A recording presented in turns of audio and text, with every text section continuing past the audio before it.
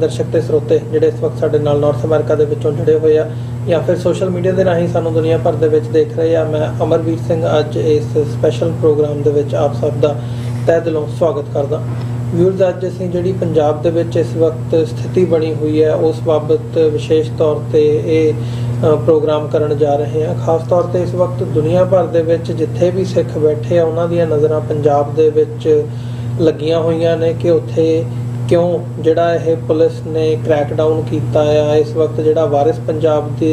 जथेबंदी है उन्हां दी सारी जिहड़ी लीडरशिप है या जिहड़े उन्हां दे एक्टिविस्ट ने उन्हां नूं अरेस्ट किया जा रहा है। फड़ो फड़ाई का जिहड़ा दौर है वो चल रहा है। पुलिस ने अधिकारत तौर के उत्ते 78 बंदियां दे फड़े जाण की गल आखी है ते नाल ही नाल अमृतपाल सिंह होरां दी जिहड़ी गिरफ्तारी है उहदे तो उन्होंने अपने आप नूं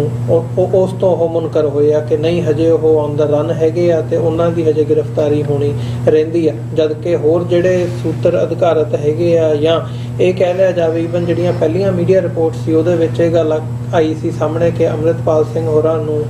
जिहड़ा आ गिरफ्तार किया जा चुका है नकोदर दे कोलों। सो ये इस वक्त जिहड़ी सिचुएशन हैगी है पंजाब दे विच बनी हुई है। नाल ही नाल सिखां दे विच एक रोस दा जिहड़ा माहौल है वो देखा जा रहा है। मोहाली होवे पंजाब दे बाकी शहर होण उत्थे प्रोटेस्ट वर्गी जिहड़ी सिचुएशन है वो बनी हुई है। सो कई चीज़ां ने इस वक्त जिहड़ियां पंजाब दी धरती दे उत्ते चल रहीआं ने। काफ़ी कुछ जिहड़ा आ वो गहमा गहमी वाला माहौल जिहड़ा हफड़ा तफड़ी वाला भी किते ना किते सिचुएशन आउट ऑफ कंट्रोल होने की जिहड़ी संभावना आ वो भी इस वक्त उहदे तो भी मुनकर नहीं होया जा सकदा। पुलिस क्रैकडाउन के नाल नाल जिहड़ी इंटरनेट सर्विस हैगी है फोन सर्विस है 24 घंटिਆਂ ਲਈ वो सस्पेंड कर दी गई है। सो ये सारी सिचुएशन ਨੂੰ ਮੁੱਖ ਰੱਖਦਿਆਂ ਹੋਇਆਂ ਅਸੀਂ ਅੱਜ इस शो ਦੇ ਵਿੱਚ ਘੋਖਣ ਦੀ ਉਹ ਕਰਾਂਗੇ ਕਿ ਇਹ ਸਾਰਾ ਮਾਮਲਾ ਹੈ ਕਿ ਐਗਜ਼ੈਕਟਲੀ ਕਿੱਥੋਂ ਇਹਦੀਆਂ ਤੰਦਾਂ ਜੁੜੀਆਂ ਹੋਈਆਂ ਨੇ। ਕਿਵੇਂ ਅਸੀਂ ਪਿਛਲੇ ਡਾਕਟਰ ਅਮਰਜੀਤ ਸਿੰਘ ਇਸ ਵਕਤ ਸਾਡੇ ਨਾਲ ਸਟੂਡੀਓ ਦੇ ਵਿੱਚ ਮੌਜੂਦ ਨੇ। ਸੱਚੋ ਸੱਚ ਪ੍ਰੋਗਰਾਮ ਦੇ ਵਿੱਚ ਬਾਖੂਬੀ पिछले हफ्ते 2 हफ्ते तो असी जिक्र करते आ रहे हैं कि किवें जिहड़ी सिचुएशन है वो कंट्राइव की जा रही है। सिचुएशन नूं बद तो बदतर बनाया जा रहा है। एक माहौल क्रिएट किया जा रहा है कि सिखां नूं मुड़ के सिख नौजवानी नूं निशाना बनाया जा सके ताकि जिहड़ी इस वक्त एक उभार देखण नूं मिल रहा है नौजवानी दे विच खालिस्तान दी जिहड़ी स्ट्रगल हैगी है उसदे विच एक नवीं जिहड़ी उमंग है वो देखण नूं मिल रही है। उहनूं किवें क्रश किया जाना है इस दे लई जिहड़ा सारा घटनाक्रम है वो बहुत अहम है ते इहदे ते अज असीं विचार चर्चा करन जा रहे हैं। आओ शुरुआत करते हैं। डॉक्टर साहब स्वागत है जी। वाहिगुरू जी का खालसा वाहिगुरू जी की फतेह जी। हाँ जी, अमरवीर सिंह जी तुहानू भी और TV 84 राही इस प्लेटफॉर्म नाल जुड़े सारे वीरां भैणां नूं वाहिगुरू जी का खालसा वाहिगुरू जी की फतेह ते साडे मुसलमान भैणां भरावां नूं अस्सलाम वालेकुम। अस्सलाम वालेकुम जी। डॉक्टर साहब शुरुआत करिए अज दे शो की। मतलब यूजली असीं वीकेंड ते करते नहीं होंदे पर सिचुएशन ही इन्नी कि क्रिटिकल बनी है कि जरूरी बन गया इस सारी सिचुएशन के उत्ते नज़रसानी करना ते देखना कि इस वक्त चल की रहा पंजाब दे विच। जिहड़ा सब तो पहला सवाल या इस वक्त जिहड़ा सवाल सारियां दीयां नज़रां दे विच घुम रहा है वो ये है कि पुलिस वालों डिनाई किया गया है अधिकारत रूप दे विच कि अमृतपाल सिंह साडी गिरफ्त दे विच नहीं हैगे। पर सवाल फिर वही बन जाता भी वो कित्थे ने। किवें देख रहे हो सारी सिचुएशन? देखो, मैं तो पिछले कई हफ्तियां तो लगातारता नाल सचो सच प्रोग्राम राही ये कौम नूं भी वार्न करदा रहा कि जो हालत बनाई जा रही है कंट्राइव की जा रही है सिचुएशन वो उस पासे वाली पॉइंट आउट करती है जो कि 1980 ਦੇ ਦੌਰ 'ਚ ਜਦੋਂ ਜੂਨ 84 ਦੇ ਪਹਿਲੇ ਹਫਤੇ ਸਿੱਖਾਂ ਦੇ ਖਿਲਾਫ ਟੋਟਲ ਵਾਰ ਡਿਕਲੇਅਰ ਕੀਤੀ ਗਈ ਔਰ ਅਕਾਲ ਤਖਤ ਸਾਹਿਬ ਤੇ 37 ਹੋਰ ਇਤਿਹਾਸਕ ਗੁਰਦੁਆਰਿਆਂ ਤੇ ਟੈਂਕਾਂ ਤੋਪਾਂ ਦੇ ਨਾਲ ਹਮਲਾ ਕੀਤਾ ਗਿਆ ਔਰ ਉਹੀ ਸਿਚੁਏਸ਼ਨ ਮੈਨੂੰ ਨਜ਼ਰ ਆ ਰਹੀ ਸੀ। ਔਰ ਬੇਸ਼ੱਕ ਇਸ ਹਫਤੇ ਮੇਰਾ ਕੈਲੀਫੋਰਨੀਆ ਜਾਣ ਦਾ ਪ੍ਰੋਗਰਾਮ ਸੀ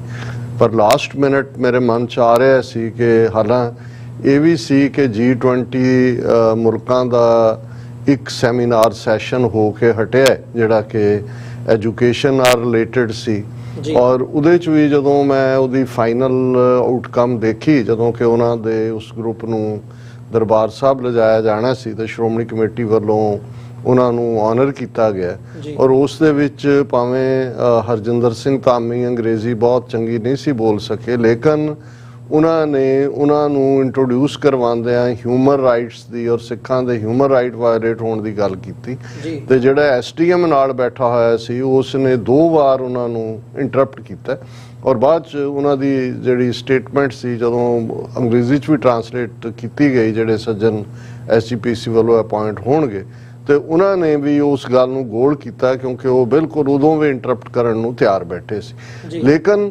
ਇਹ ਤਾਂ ਨਜ਼ਰ ਆ ਰਿਹਾ ਸੀ ਕਿ ਕੁਛ ਨਾ ਕੁਛ ਵੈਰੀ ਸੂਨ ਹੋਣ ਜਾ ਰਿਹਾ, ਪਰ ਮੈਂ ਐਕਸਪੈਕਟ ਕਰਦਾ ਸੀ ਕਿ ਹੁਣ ਤੋਂ 2 ਦਿਨ ਬਾਅਦ ਕਿਉਂਕਿ ਮੇਜਰ 19 ਔਰ 20 ਨੂੰ ਜਿਹੜਾ ਉਹ G20 ਦੇ ਮੇਨ ਡੈਲੀਗੇਟਸ ਨੇ ਆਣਾ, ਇਹ ਤਾਂ ਉਹਦਾ ਜਿਹੜਾ ਉਹ ਪ੍ਰੀ ਸੈਸ਼ਨ ਸੀ। ਲੇਕਿਨ ਐਸੀ ਕੀ ਕੰਪਲਸ਼ਨ ਹੋਈ ਕਿ ਵੀ ਇਹ ਬਿਲਕੁਲ ਐਕਸਪੈਕਟਡ ਲਾਈਨ ਤੇ ਸੀ ਔਰ ਅਸੀਂ ਰਿਪੀਟਡਲੀ ਇਹ ਗੱਲ ਕਹਿੰਦੇ ਰਹੇ ਕਿ ਭਾਈ ਜਿਵੇਂ ਅਮਰਿੰਦਰ ਸਿੰਘ ਨੇ ਸੈਟਿੰਗ ਕਰ ਲਈ ਸੀ ਬੀਜੇਪੀ ਦੇ ਨਾਲ, ਕਾਂਗਰਸ ਦਾ ਲੇਬਲ ਲਾ ਕੇ ਉਹ ਅਮਿਤ ਸ਼ਾਹ ਦੀ ਖੇਡ ਰਿਹਾ ਸੀ, ਇਸੇ ਤਰ੍ਹਾਂ ਭਗਵੰਤ ਮਾਨ ਨੇ ਅਮਿਤ ਸ਼ਾਹ ਦੇ ਨਾਲ ਸੈਟਿੰਗ ਕਰ ਲਈ ਹੈ। ਉਹ ਚੀਫ ਮਿਨਿਸਟਰ ਬਣਿਆ ਰਹਿਣਾ ਚਾਹੁੰਦਾ ਹੈ ਔਰ ਉਸ ਦੇ ਲਈ ਉਹਨੂੰ ਜਦੋਂ ਉਹ ਦਿੱਲੀ ਜਾਂਦਾ ਤੇ ਆਪਣੇ ਨਾਲ 18-19 ਕੰਪਨੀਆਂ ਜਿਹੜੀਆਂ ਨੇ ਸੈਂਟਰਲ ਫੋਰਸਿਸ ਦੀਆਂ ਲੈ ਕੇ ਆਉਂਦਾ। ਉਸ ਤੋਂ ਪਹਿਲਾਂ ਅਸੀਂ ਦੇਖਿਆ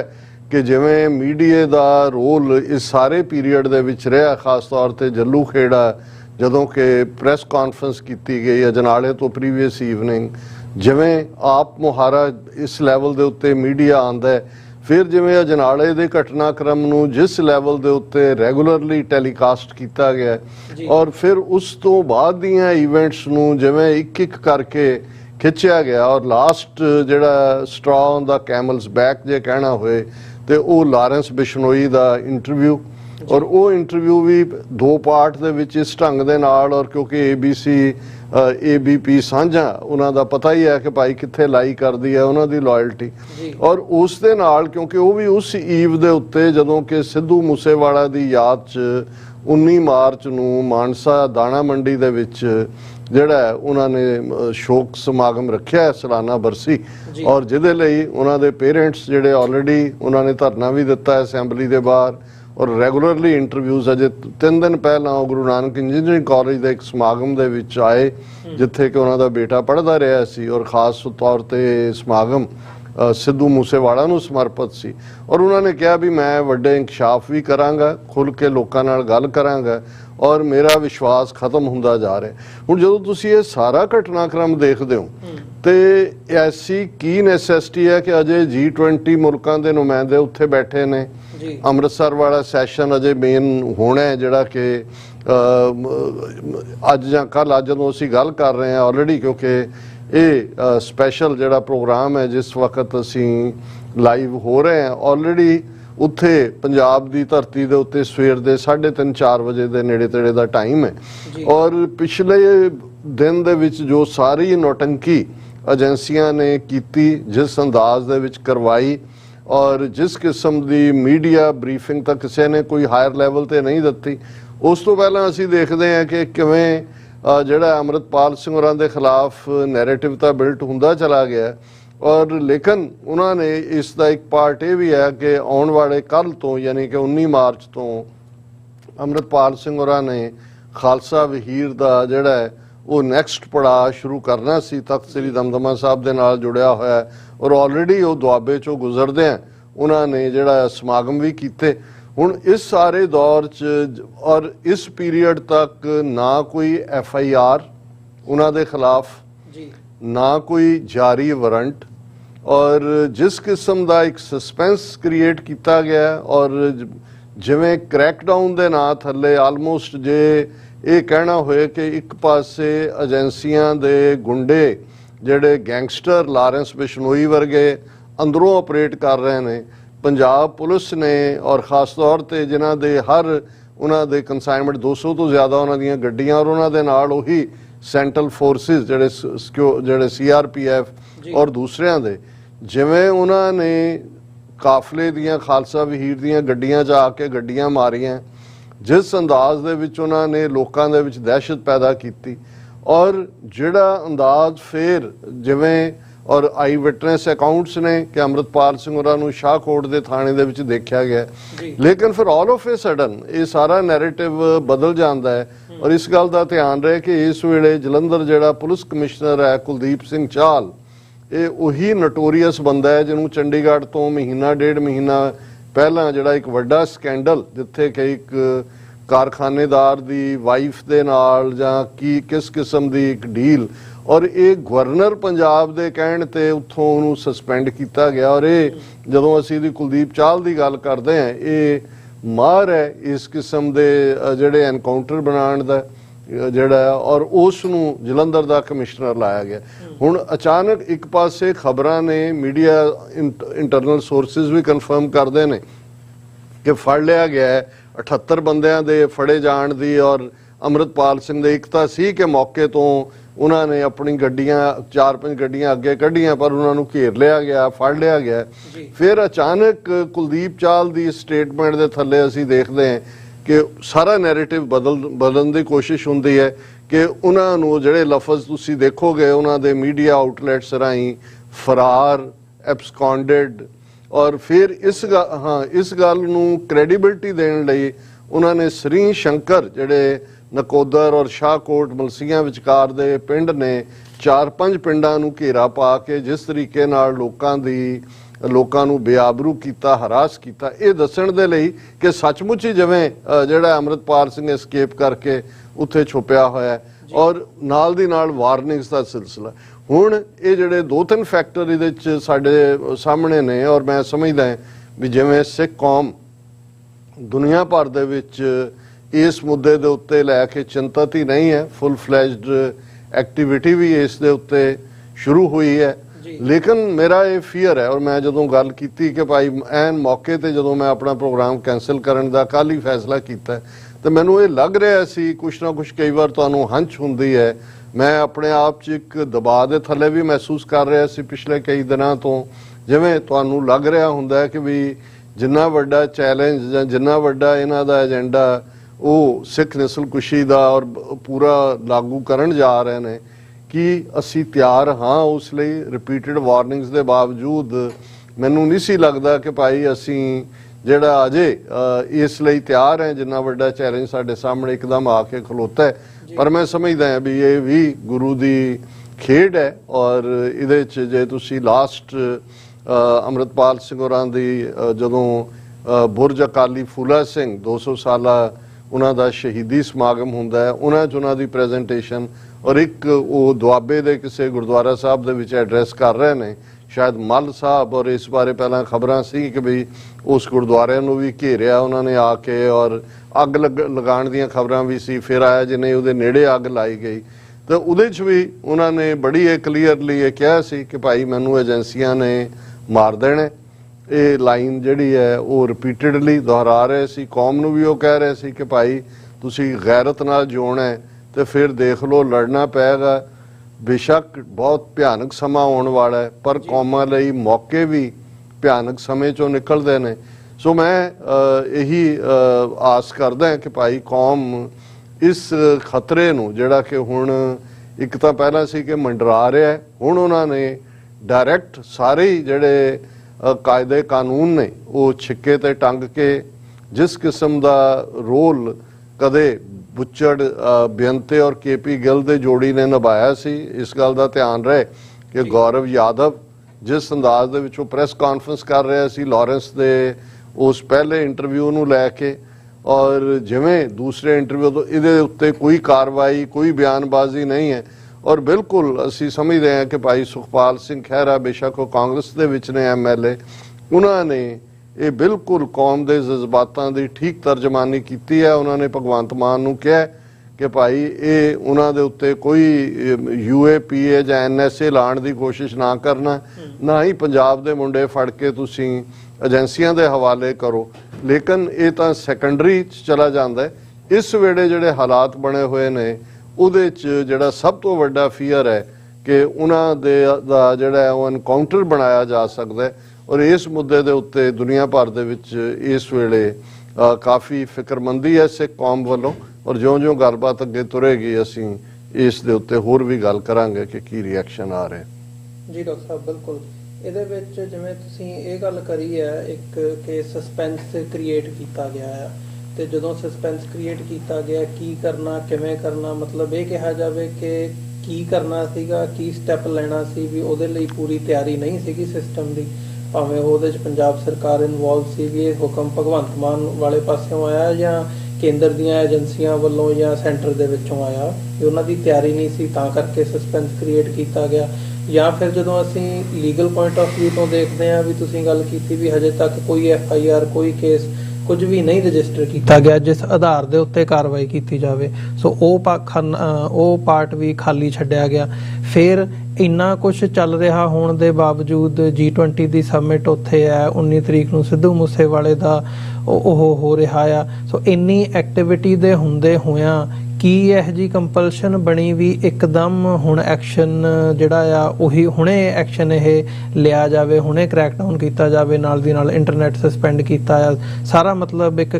ਕਿਓਸ ਵਾਲਾ ਜਿਹੜਾ ਮਾਹੌਲ ਹੈ ਉਹ ਬਣਾਇਆ ਗਿਆ। ਸੋ ਸਵਾਲ ਇਹ ਸਾਰੇ ਦੇ ਵਿੱਚੋਂ ਫਿਰ ਉਹੀ ਆ ਕੇ ਬਣਦਾ ਵੀ ਇਹਦੇ ਪਿੱਛੇ ਚੱਲ ਕੀ ਰਿਹਾ।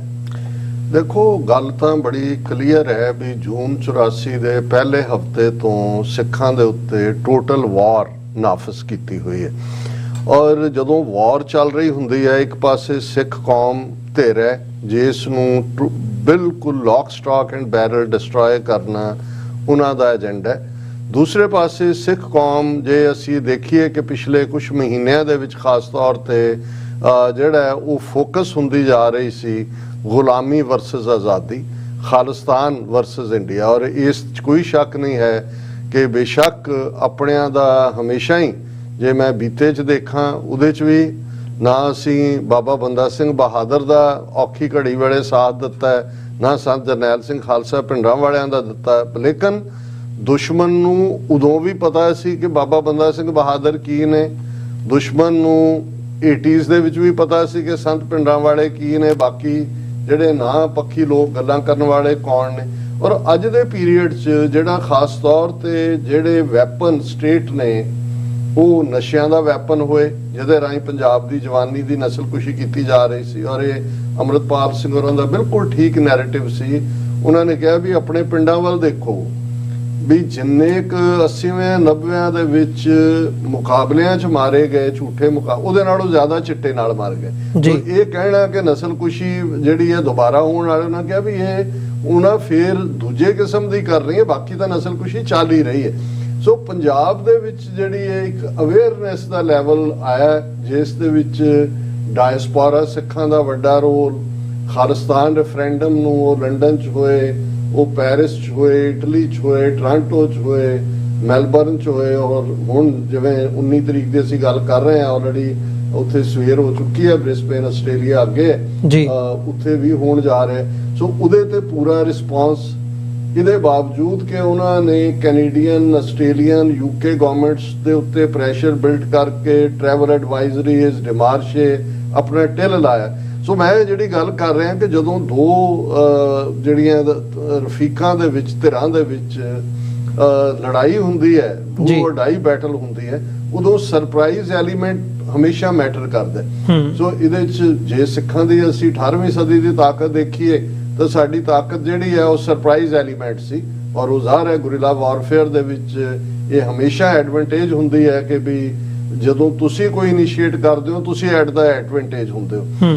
ਇਵੇਂ ਹੀ ਇਹਦੇ ਵਿੱਚ ਤਾਂ ਸਾਡੇ ਕੋਲ ਕੋਈ, ਅਸੀਂ ਤਾਂ ਆਲਰੇਡੀ ਪਰਸੀਕਿਊਟਡ ਮਾਈਨੋਰਿਟੀ ਵੀ ਹੈ ਬਟ ਡਿਫਾਇੰਟ ਹੈ। ਅਸੀਂ ਕਿਸਾਨ ਮੋਰਚਾ ਜਿੱਤਿਆ 13 ਮਹੀਨੇ ਦੀ ਸਟਰਗਲ ਤੋਂ ਬਾਅਦ। ਇਸ ਲਈ ਇਸ ਸਾਰੇ ਪੀਰੀਅਡ 'ਚ ਸਟੇਟ ਨੇ ਆਪਣਾ ਕੇਸ, ਇਹ ਕਹਿਣਾ ਕਿ ਜੀ ਸਟੇਟ ਨੂੰ ਉਹਨੇ ਪਹਿਲਾਂ ਕਹਾ, ਇਹ ਨਹੀਂ ਹੈ। ਮੈਂ ਸਮਝਦਾ ਵੀ ਉਹਨਾਂ ਨੇ ਬਿਲਕੁਲ ਕੈਲਕੂਲੇਟਡਲੀ ਆਪਣੀ ਟਾਈਮਿੰਗ ਉਹਨਾਂ ਨੇ ਆਪਣੇ ਕੋਲ ਰੱਖੀ ਤਾਂ ਕਿ ਜੇ ਸਾਨੂੰ ਲੱਗਦਾ ਸੀ ਕਿ G20 ਜਾਣ ਤੋਂ ਬਾਅਦ ਹੋਏਗਾ ਤੇ ਉਹਨਾਂ ਨੇ ਉਹ ਸਰਪ੍ਰਾਈਜ਼ ਦਿੱਤਾ ਕਿ ਬਿਲਕੁਲ G20 ਅਜੇ ਇੱਕ ਉਹਦਾ ਪਾਰਟ ਹੋਇਆ, ਦੂਜਾ ਹੋਣਾ। ਉਹਨਾਂ ਨੇ ਇਹ ਕੰਮ ਕੀਤਾ। ਫਿਰ ਜੇ ਲੱਗਦਾ ਸੀ ਕਿ ਭਾਈ ਸਿੱਧੂ ਮੂਸੇਵਾਲਾ ਦਾ ਜਿਹੜਾ ਉਹਨਾਂ ਦੀ ਯਾਦ ਦੇ ਵਿੱਚ ਸਾਲਾਨਾ ਬਰਸੀ 'ਚ ਲੱਖਾਂ ਲੋਕ ਇਕੱਠੇ ਹੋਣਗੇ, ਜਿਹੜੇ ਬੇਸ਼ੱਕ ਕੋਈ ਖਾਲਿਸਤਾਨੀ ਕਰਾਊਡ ਉੱਥੇ ਨਹੀਂ ਹੁੰਦੀ, ਲੇਕਿਨ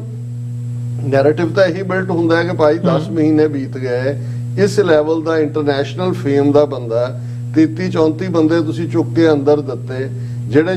2 ਵੈਸੇ ਮਾਰ ਦਿੱਤੇ ਕਿ ਜੀ ਜੇਲ੍ਹ ਤੋੜ ਕੇ ਗੈਂਗਸਟਰ ਨਿਕਲ ਰਹੇ ਨੇ, 2 ਜਿਹੜੇ ਨੇ ਗੋਇੰਦਵਾਲ ਦੀ ਜੇਲ੍ਹ 'ਚ ਮਰਵਾ ਦਿੱਤੇ। ਉਹੀ 4 ਹਿਟਮੈਨ ਜਿਨ੍ਹਾਂ ਬਾਰੇ ਸੀ ਵੀ ਜੱਜ ਦੇ ਸਾਹਮਣੇ ਜਾ ਕੇ ਉਹ ਬੋਲਣਾ ਪੈਣ। ਔਰ ਇਹੀ ਬਲਕੌਰ ਸਿੰਘ ਉਹਨਾਂ ਦੇ ਪਿਤਾ ਸਿੱਧੂ ਮੂਸੇਵਾਲਾ ਦੇ ਬਾਰ-ਬਾਰ ਉਹਨਾਂ ਦਾ ਇਹ ਕਹਿਣਾ ਸੀ ਕਿ ਭਾਈ ਇਹ ਤਾਂ ਦੱਸੋ ਮਾਸਟਰਮਾਈਂਡ ਕੌਣ ਹੈ। ਔਰ ਈਵਨ ਉਹ ਵੀ ਕਹਿਣ ਲੱਗ ਗਏ ਸੀ ਕਿ ਭਾਈ ਇਹ ਵੱਡਿਆਂ ਦਾ ਕੰਮ ਹੈ, ਇਹ ਤਾਂ ਸ਼ੂਟਰ ਨੇ। ਸੋ ਇਹ ਸਾਰਾ ਜਦੋਂ ਅਸੀਂ ਪਾਰਟ ਦੇਖਦੇ ਹਾਂ ਕਿ ਸਟੇਟ ਨੇ, ਔਰ ਹੁਣ ਤੁਸੀਂ ਇਹਦੇ ਨਾਲ ਜੋੜ ਸਕਦੇ ਹੋ ਦੀਪ ਸਿੱਧੂ,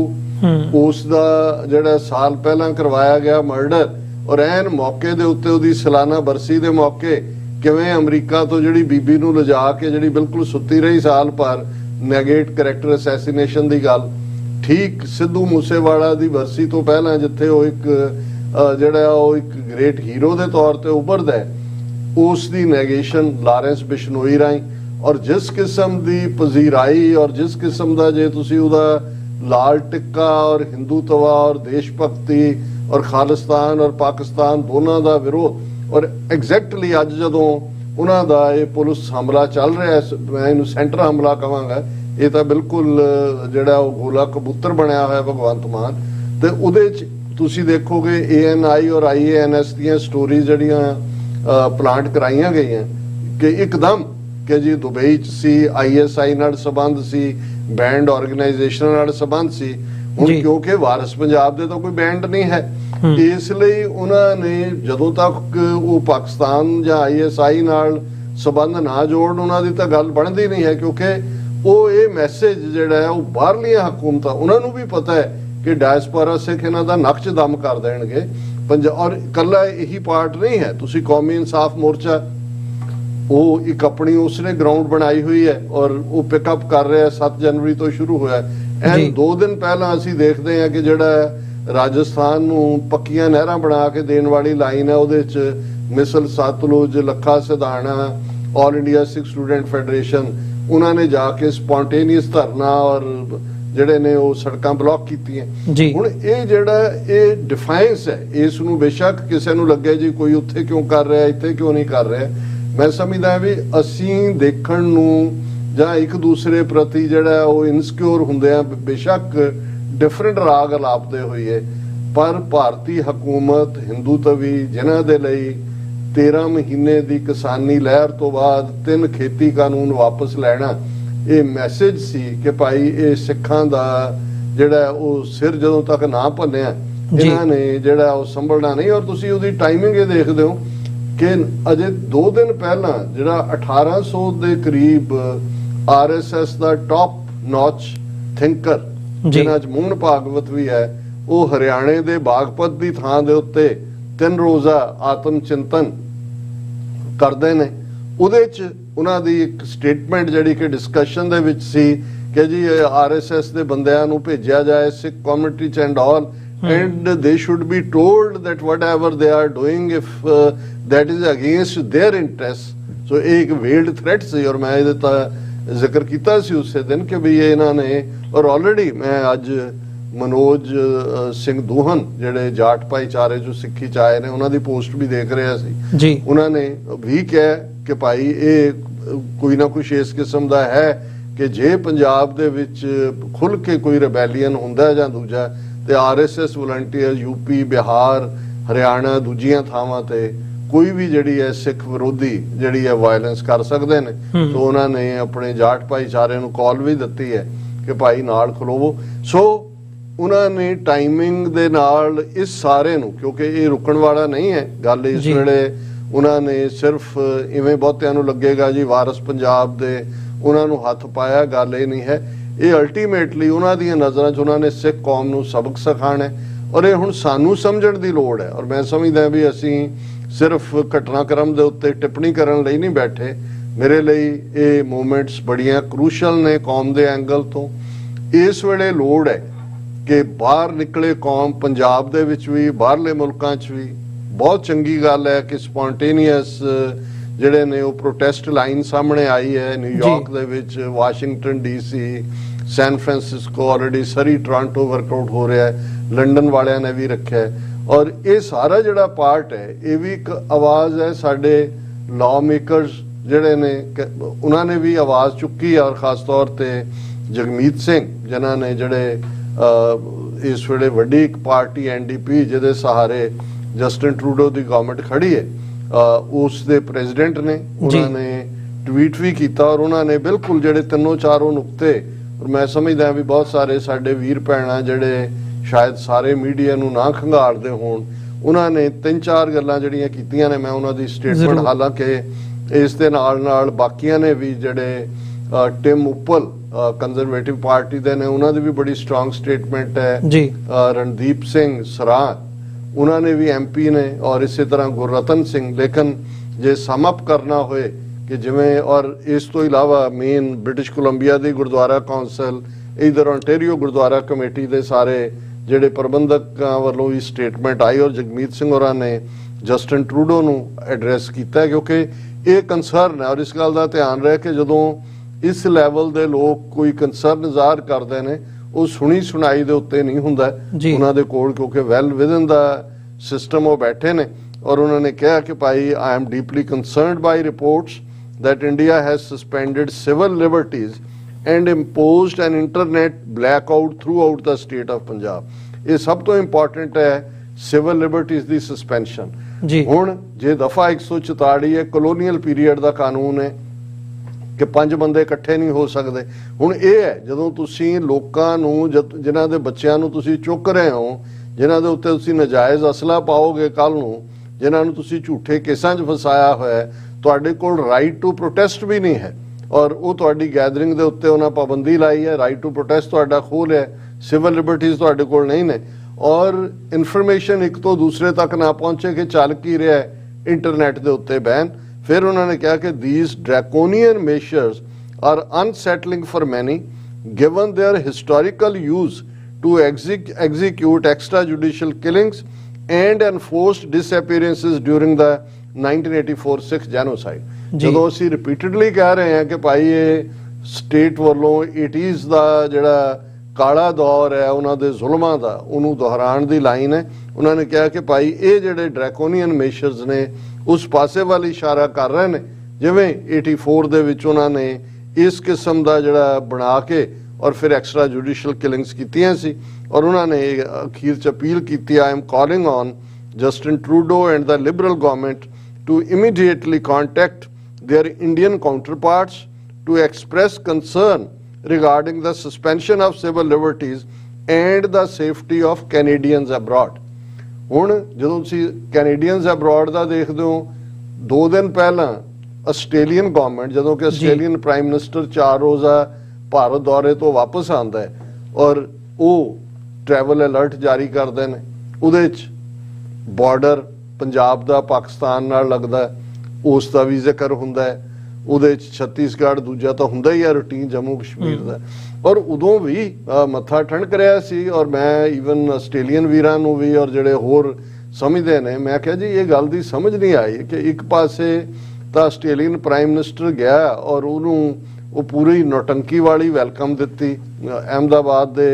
ਸਟੇਡੀਅਮ ਤੋਂ ਲੈ ਕੇ ਤੇ ਅਦਰਵਾਈਜ਼ ਔਰ ਉਹਨੇ ਵੀ ਕਿਹਾ ਜੀ ਕਿ ਮੈਂ ਇੱਦਾਂ ਦਾ ਤਾਂ ਮੈਨੂੰ ਕਦੇ ਉਮੀਦ ਹੀ ਨਹੀਂ ਸੀ ਇਹ ਹੈ ਪਰ ਐਸਾ ਕੀ ਹੈ ਕਿ ਵੀ ਆਉਂਦਿਆਂ ਹੀ ਜਿਹੜਾ ਉਹ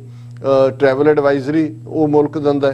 ਸੋ ਉਸ ਤੋਂ ਇਹ ਲੱਗਦਾ ਸੀ ਕਿ ਭਾਈ ਕਿਤੇ ਨਾ ਕਿਤੇ ਉਹਨਾਂ ਦੀਆਂ ਏਜੰਸੀਆਂ ਨੂੰ ਵੀ ਇਸ ਗੱਲ ਦੀ ਭਿਣਕ ਹੋਏਗੀ ਕਿ ਭਾਈ ਕੁਛ ਨਾ ਕੁਛ ਇਹ ਹੋਣ ਜਾ ਰਿਹਾ ਔਰ ਉਹਨਾਂ ਨੇ ਆਪਣੇ ਸਿਟੀਜ਼ਨਸ ਕਿਉਂਕਿ ਆਸਟ੍ਰੇਲੀਆ ਦੇ ਵਿੱਚ ਇਸ ਵੇਲੇ ਵੱਡੀ ਗਿਣਤੀ ਦੇ ਵਿੱਚ ਪੰਜਾਬੀ ਔਰ ਖਾਸ ਤੌਰ ਤੇ ਸਿੱਖ ਵਸਦੇ ਨੇ ਔਰ ਇਹ ਉਹਨਾਂ ਲਈ ਵਾਰਨਿੰਗ ਸੀ ਔਰ ਇਸ ਵੇਲੇ ਕਿੰਨੇ ਕੈਨੇਡੀਅਨ ਜਾਂ ਕਿੰਨੇ ਅਮਰੀਕਨ ਜਾਂ ਦੂਜੇ ਬੈਠੇ ਨੇ ਕਿਉਂਕਿ ਪੰਜਾਬ ਦੇ ਵਿੱਚ ਇਸ ਵੇਲੇ ਜਦੋਂ ਤੁਸੀਂ ਸਿਵਲ ਲਿਬਰਟੀ ਸਸਪੈਂਡ ਕਰ ਦਿੱਤੀਆਂ ਨੇ ਇੰਟਰਨੈਟ ਨਹੀਂ ਹੈ ਆਉਣ ਵਾਲੇ ਪੀਰੀਅਡ 'ਚ ਅਗਲੇ ਦਿਨਾਂ 'ਚ ਮੋਬਾਈਲ ਔਰ ਦੂਸਰੀਆਂ ਸਰਵਿਸਿਜ਼ ਵੀ ਹਿੱਟ ਹੋਣਗੀਆਂ ਸੋ ਜ਼ਾਹਿਰ ਹੈ ਕਿ ਜਿਹੜਾ ਇਹਨਾਂ ਦਾ ਡਰਟੀ ਨੈਫੀਰੀਅਸ ਏਜੰਡਾ ਹੈ ਉਹ ਲਾਗੂ ਕਰ ਦਾ ਉਹਨਾਂ ਦਾ ਅਮਲ ਉਹਨਾਂ ਨੇ ਸ਼ੁਰੂ ਕਰ ਦਿੱਤਾ ਔਰ ਇਸ ਦੇ ਲਈ ਜਿਹੜਾ ਪੰਜਾਬ ਦੇ ਵਿੱਚ ਵੀ ਜੇ ਵੱਡੀ ਗਿਣਤੀ ਦੇ ਵਿੱਚ ਔਰ ਜਿਵੇਂ ਇਹਨਾਂ ਦੀਆਂ ਮੀਡੀਆ ਰਾਹੀਂ ਕੋਈ ਡਾਇਰੈਕਟ ਤਾਂ ਉਹਨਾਂ ਨੇ ਬਰੀਫਿੰਗ ਕੀਤੀ ਨਹੀਂ ਹੈ ਪ੍ਰੈਸ ਕਾਨ ਇਹ ਹੁਣ ਇਸ ਆਪਰੇਸ਼ਨ ਨੂੰ ਜੋ ਸੋ ਕਾਲਡ ਇਹਨਾਂ ਦਾ ਹੈ ਇਸ ਨੂੰ ਆਲਮੋਸਟ ਜਿਹੜਾ ਹੈ ਉਹ 14-15 ਘੰਟੇ ਹੋ ਚੁੱਕੇ ਨੇ, ਲੇਕਿਨ ਕੋਈ ਪ੍ਰੋਪਰ ਬਰੀਫਿੰਗ ਗਵਰਨਮੈਂਟ ਲੈਵਲ ਤੇ ਪੁਲਿਸ ਲੈਵਲ ਤੇ ਨਹੀਂ ਹੈ।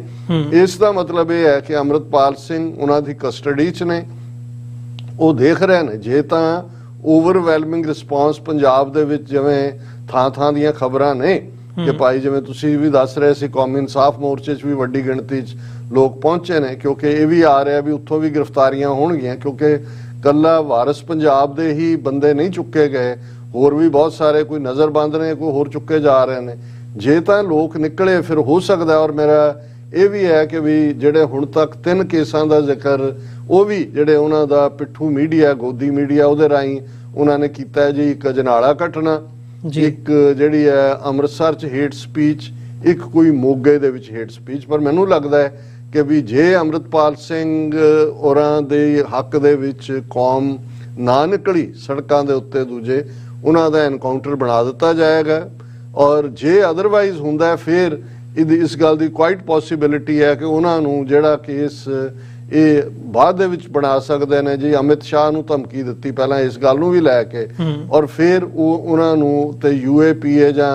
NSA ਵਰਗੇ ਐਕਟ ਵੀ ਲਾਏ ਜਾ ਸਕਦੇ ਨੇ। ਪਰ ਇਸ ਵੇਲੇ we are keeping our fingers ਕ੍ਰਾਸਡ।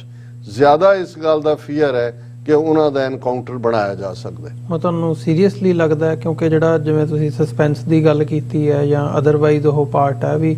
ਜਦੋਂ ਪਹਿਲਾਂ ਗ੍ਰਿਫਤਾਰ ਕਰਨ ਦੀਆਂ ਖਬਰਾਂ, ਉਹ ਵੀ ਜਦੋਂ ਪੁਲਿਸ ਅਧਿਕਾਰੀਆਂ ਨੇ ਮੀਡੀਆ ਵਾਲਿਆਂ ਨਾਲ ਗੱਲ ਕੀਤੀ ਹੈ ਜਾਂ ਅਦਰਵਾਈਜ਼ ਗੱਲ ਬਾਹਰ ਨਿਕਲੀ ਹੈ, ਗੱਲ ਉੱਥੋਂ ਹੀ ਆਈ ਹੈ ਵੀ ਗ੍ਰਿਫਤਾਰੀ ਹੋ ਚੁੱਕੀ ਹੈ, ਫਿਰ ਬਾਅਦ ਦੇ ਵਿੱਚ ਉਸ ਗੱਲ ਤੋਂ ਮੁੱਕਰਨਾ ਕੀ ਇਸੇ ਗੱਲ ਵੱਲ ਇਸ਼ਾਰਾ ਕਰਦਾ ਵੀ ਉਹਨਾਂ ਦੀ ਗ੍ਰਿਫਤਾਰੀ ਹੋਣ ਤੋਂ ਬਾਅਦ ਵੀ ਤੁਸੀਂ ਉਹਦੇ 'ਚ ਇਹ ਰੱਖੋ ਵੀ ਜੀ ਨਹੀਂ ਅਸੀਂ ਦੱਸਣਾ ਨਹੀਂ ਜਾਂ ਅਸੀਂ ਉਸ ਤੋਂ ਮੁਨਕਰ ਹੋਣਾ, ਕਿ ਤੁਸੀਂ ਦੇਖ ਰਹੇ ਹੋ, ਤੁਸੀਂ ਵਾਟਰਸ ਟੈਸਟ ਕਰ ਰਹੇ ਹੋ ਏਜੰਸੀਆਂ, ਜਾਂ ਉਹ ਕਿਸੇ ਹੋਰ ਚੀਜ਼ ਦੀ ਪਲੈਨਿੰਗ ਕਰ ਰਹੀਆਂ ਨੇ? ਦੇਖੋ ਦੋਵੇਂ ਤਰ੍ਹਾਂ ਹੁੰਦਾ ਹੈ ਜੀ, ਕਿਉਂਕਿ ਇਹ ਜਦੋਂ ਜਿਸ ਕਿਸਮ ਦੀ ਇੰਡੀਅਨ ਮੈਂਟੈਲਿਟੀ ਹੈ ਔਰ ਜਿਸ ਕਿਸਮ ਦਾ ਉਹਨਾਂ ਦਾ, ਜੇ ਤੁਸੀਂ ਐਨਕਾਊਂਟਰ ਬਣਾਉਣ ਦਾ ਦੇਖੋ, ਔਰ ਇਹ ਗੱਲ ਇਕੱਲੀ ਇਹ ਨਹੀਂ ਹੈ ਕਿ ਅਸੀਂ ਇਸ ਹਵਾਲੇ ਨਾਲ ਗੱਲ ਕਰ ਰਹੇ ਹਾਂ। ਤੁਸੀਂ ਪੰਜਾਬ ਦੇ ਵਿੱਚ ਤੁਸੀਂ ਦੇਖਦੇ ਹੋ ਕਿ ਜਿਨ੍ਹਾਂ ਨੂੰ ਗੈਂਗਸਟਰ ਕਹਿ ਕੇ 4 ਨੌਜਵਾਨ ਜਿਹੜੇ ਚਾਰੋਂ ਹੀ ਸਿੱਧੂ ਮੂਸੇਵਾਲਾ ਦੇ ਕੇਸ ਦੇ ਵਿੱਚ ਮੇਨ ਹਿਟਮੈਨ 'ਚ ਇਨਵੋਲਵ ਸੀ, ਉਹ ਕਿਹਦੇ ਵੱਲੋਂ ਕੀਤੇ ਗਏ? ਗੋਇੰਦਵਾਲ ਜੇਲ੍ਹ ਦੇ ਵਿੱਚ ਅੰਦਰ ਹਾਈ ਸਿਕਿਉਰਿਟੀ ਜੇਲ੍ਹ 'ਚ ਜਾ ਕੇ 2 ਉਹ ਬੰਦੇ ਜਿਨ੍ਹਾਂ ਬਾਰੇ ਇਹ ਆ ਰਿਹਾ ਸੀ ਕਿ ਉਹਨਾਂ ਦਾ ਸੰਬੰਧ ਕਿਸੇ ਹੋਰ ਗੈਂਗਸਟਰ ਨਾਲ ਹੈ ਔਰ ਉਹ ਸ਼ਾਇਦ ਜਿਹੜੀ ਹੈ ਰੀਅਲ ਕਹਾਣੀ ਬਿਆਨ ਕਰਨ, ਉਹਨਾਂ ਨੂੰ ਮਾਰ ਦਿੱਤਾ ਜਾਂਦਾ ਹੈ। ਇਹਨਾਂ ਹਾਲਾਤਾਂ ਦੇ ਵਿੱਚ ਇਸ ਵੇਲੇ ਮੈਨੂੰ ਇਹ ਲੱਗਦਾ ਹੈ ਕਿ ਭਾਈ ਉਹਨਾਂ ਦੀ ਇੱਕ ਗੱਲ ਬਾਰੇ ਕੋਈ ਦੋ ਰਾਵਾਂ ਨਹੀਂ ਨੇ ਕਿ ਜਿਵੇਂ ਭਾਰਤ ਦਾ ਮੀਡੀਆ ਇਹ ਨੈਰੇਟਿਵ ਕਿ ਅੰਮ੍ਰਿਤਪਾਲ ਸੈਕੰਡ ਪਿੰਡਰਾਂਵਾਲਾ ਔਰ ਜਿਵੇਂ ਉਹਨਾਂ ਦੇ ਜਿਹੜੇ ਪਾਲਤੂ ਰੱਖੇ ਹੋਏ ਉਹਨਾਂ ਦੇ ਵਿੱਚ ਤੁਸੀਂ ਦੇਖੋਗੇ, ਔਰ ਇਹ ਈਵਨ ਜਦੋਂ ਦਾ ਇਹ ਪੁਲਿਸ ਦਾ ਔਰ ਸੈਂਟਰਲ ਦਸਤਿਆਂ ਦਾ ਹਮਲਾ ਜੋ ਉਹਨਾਂ ਨੇ ਪੀਸਫੁਲੀ ਜਿਹੜਾ ਉਹ ਖਾਲਸਾ ਵਹੀਰ ਦੇ ਉੱਤੇ ਕੀਤਾ ਰਸਤੇ 'ਚ, ਉਹਦੇ ਤੇ ਤੁਸੀਂ ਰਵਨੀਤ ਬਿੱਟੂ ਹੋਏ, ਉਹ ਸੁਖੀ ਰੰਧਾਵਾ ਹੋਏ ਕਾਂਗਰਸ ਦਾ, ਉਹਦੇ ਵਿੱਚ। ਔਰ ਇਹਦੇ 'ਚ ਦਿਲਚਸਪ ਗੱਲ ਇਹ ਹੈ ਕਿ ਵੀ ਕਿਵੇਂ ਇਹ ਵੀ ਇੱਕ ਗੇਮ ਜਿਹੜੀ ਕਿ ਹੁਣ BJP ਨਾਲ ਜੁੜੀ ਹੋਈ ਜਿਹੜੀ ਦਿੱਲੀ ਕਮੇਟੀ ਹੈ, ਕਾਲਕਾ ਜਾਂ ਮਨਜਿੰਦਰ, ਉਹ ਪੰਜਾਬ ਸਰਕਾਰ ਦੇ ਖਾਤੇ 'ਚ ਪਾ ਰਹੇ ਨੇ, ਉਹਨੂੰ ਕੰਡੈਮ ਕਰ ਰਹੇ ਨੇ। ਲੇਕਿਨ ਦੂਸਰੇ ਪਾਸੇ ਅਸੀਂ ਦੇਖਦੇ ਹਾਂ ਕਿ ਉਹੀ ਬਾਦਲ ਅਕਾਲੀ ਦਲ ਦਾ ਮਜੀਠੀਆ ਔਰ ਦੂਸਰਾ ਔਰ ਉਹਨਾਂ ਦੇ ਵਿੱਚ ਕਾਂਗਰਸ ਦੇ ਸਣੇ ਬਾਜਵੇ ਦੇ ਪ੍ਰਤਾਪ ਬਾਜਵੇ, ਔਰ ਇਹ ਕਹਿ ਰਹੇ ਸੀ ਜੀ ਅਜਨਾਲਾ ਘਟਨਾ ਦਾ ਕੋਈ ਐਕਸ਼ਨ ਨਹੀਂ ਲਿਆ ਗਿਆ, ਕਿਉਂ ਨਹੀਂ FIR ਹੋਈ, ਕਿਉਂ ਨਹੀਂ ਕੁਝ ਕੀਤਾ ਗਿਆ। ਸੋ ਜਿਹੜੇ ਇਹ ਸਟੇਟ ਦੇ ਸੰਧ ਨੇ ਇਹ ਆਪਣਾ ਕੰਮ ਕਰ ਰਹੇ ਨੇ, ਔਰ ਉਹਨਾਂ ਨੇ ਦੇਖਿਆ ਕਿ ਵੀ ਇਸ ਸਾਰੇ ਪੀਰੀਅਡ ਦੇ ਵਿੱਚ ਸਿੱਖ ਕੌਮ ਇੱਕ ਭੰਬਲ ਭੂਸੇ ਦਾ ਸ਼ਿਕਾਰ ਹੈ। ਔਰ ਮੈਨੂੰ ਕੋਈ ਕਹਿਣ 'ਚ ਹਰਜ਼ ਨਹੀਂ ਹੈ ਕਿ ਮੈਂ ਜਦੋਂ ਦੇਖਦਾ, ਕਿਉਂਕਿ ਜਦੋਂ ਤੁਸੀਂ ਇਤਿਹਾਸ ਨੂੰ ਵਾਚਿਆ ਹੁੰਦਾ ਹੈ ਤੇ ਫਿਰ ਤੁਹਾਨੂੰ ਨਜ਼ਰ ਆ ਰਿਹਾ ਹੁੰਦਾ ਕਿ ਤੁਹਾਡੀਆਂ ਅੱਖਾਂ ਦੇ ਸਾਹਮਣੇ ਤੁਸੀਂ ਆਪਣਿਆਂ ਨੂੰ ਹੀ ਕਿਵੇਂ ਦੁਸ਼ਟਾਂ ਦੇ ਹਵਾਲੇ ਕਰ ਰਹੇ ਹੁੰਦੇ ਹੋ। ਔਰ ਭਾਈ ਅੰਮ੍ਰਿਤਪਾਲ ਸਿੰਘ ਹੋਰਾਂ ਦੇ ਕਿਰਦਾਰ ਨੂੰ ਲੈ ਕੇ ਜਿਸ ਕਿਸਮ ਦਾ ਰਵੱਈਆ ਬਹੁਤ ਸਾਰੀਆਂ ਪੰਥਕ ਧਿਰਾਂ ਦਾ ਵੀ ਰਿਹਾ, ਕਿਸੇ ਦਾ ਪਬਲਿਕਲੀ ਰਿਹਾ, ਕਿਸੇ ਦਾ ਪ੍ਰਾਈਵੇਟਲੀ ਰਿਹਾ, ਫਰਕ ਇੰਨਾ ਕੀ ਹੈ। ਇਹੀ ਕਿਰਦਾਰ ਅਸੀਂ ਦੀਪ ਸਿੱਧੂ ਦੇ ਵੇਲੇ ਵੀ ਦੇਖਦੇ ਸੀ। ਔਰ ਮੈਨੂੰ ਇਹ ਨਜ਼ਰ ਹਮੇਸ਼ਾ ਮੇਰੇ ਮਨ 'ਚ ਇਹ ਸਵਾਲ ਹੁੰਦਾ ਸੀ ਕਿ ਭਾਈ ਬਾਬਾ ਬੰਦਾ ਸਿੰਘ ਬਹਾਦਰ ਆਪਣੇ 700 ਸਾਥੀ ਸਿੰਘਾਂ ਦੇ ਨਾਲ, ਜਿਨ੍ਹਾਂ ਨੂੰ ਬਾਅਦ 'ਚ ਗੁਰਦਾਸ ਨੰਗਲ ਦੀ ਗੜੀ ਚੋਂ ਜਿਹੜਾ ਉਹ ਗ੍ਰਿਫਤਾਰ ਕੀਤਾ ਜਾਂਦਾ ਹੈ। ਜੀ। ਉਹ ਆਲਮੋਸਟ 8-9 ਮਹੀਨੇ ਉਸ ਨਿੱਕੇ ਜਿਹੇ ਗੜੀ ਅਸੀਂ ਕਹਿ ਦਿੰਦੇ ਹਵੇਲੀਆਂ ਵੱਡੇ ਘਰ ਹੀ ਸੀ, ਕੋਈ ਬਣੇ ਹੋਏ ਕਿਲੇ ਨਹੀਂ ਸੀ ਜੀ। ਤੇ ਤਤ ਖਾਲਸਾ ਕਿੱਥੇ ਸੀ ਜਿਹੜਾ ਬਾਅਦ ਚ ਤਤ ਖਾਲਸਾ ਬੰਦੇਈ ਖਾਲਸਾ ਬਣਾ ਕੇ ਬੰਦਾ ਸਿੰਘ ਨੂੰ ਡਿਮੋਨਾਈਜ਼ ਕਰਨ ਦੀ ਕੋਸ਼ਿਸ਼ ਕੀਤੀ ਗਈ ਕਿ ਜੀ ਗੁਰੂ ਬਣ ਗਿਆ, ਉਹਨੇ ਵਿਆਹ ਕਰਾ ਲਿਆ, ਉਹਨੇ ਦੂਜਾ। ਕਿਉਂਕਿ ਦੁਸ਼ਮਣ ਦਾ ਤਾਂ ਆਪਣਾ ਜੋ ਰੋਲ ਚੱਲ ਹੀ ਰਿਹਾ ਸੀ, ਉਹਨਾਂ ਨੇ ਵੀ ਉਦੋਂ ਹੀ ਸਟ੍ਰਾਈਕ ਕੀਤਾ ਸੀ ਜਦੋਂ ਇੱਕ ਤਬਕਾ ਜਿਹੜਾ ਬਾਬਾ ਬੰਦਾ ਸਿੰਘ ਬਹਾਦਰ ਦੀ ਪਪੂਲੈਰਿਟੀ, ਉਹਨਾਂ ਦੀ ਬਹਾਦਰੀ, ਉਹਨਾਂ ਦੇ ਸੰਗਤ ਵਿੱਚ ਪਿਆਰ, ਉਹਨਾਂ ਨੂੰ ਉਹ ਟੋਲਰੇਟ ਨਹੀਂ ਸੀ ਹੋ ਰਿਹਾ। ਔਰ ਉਹ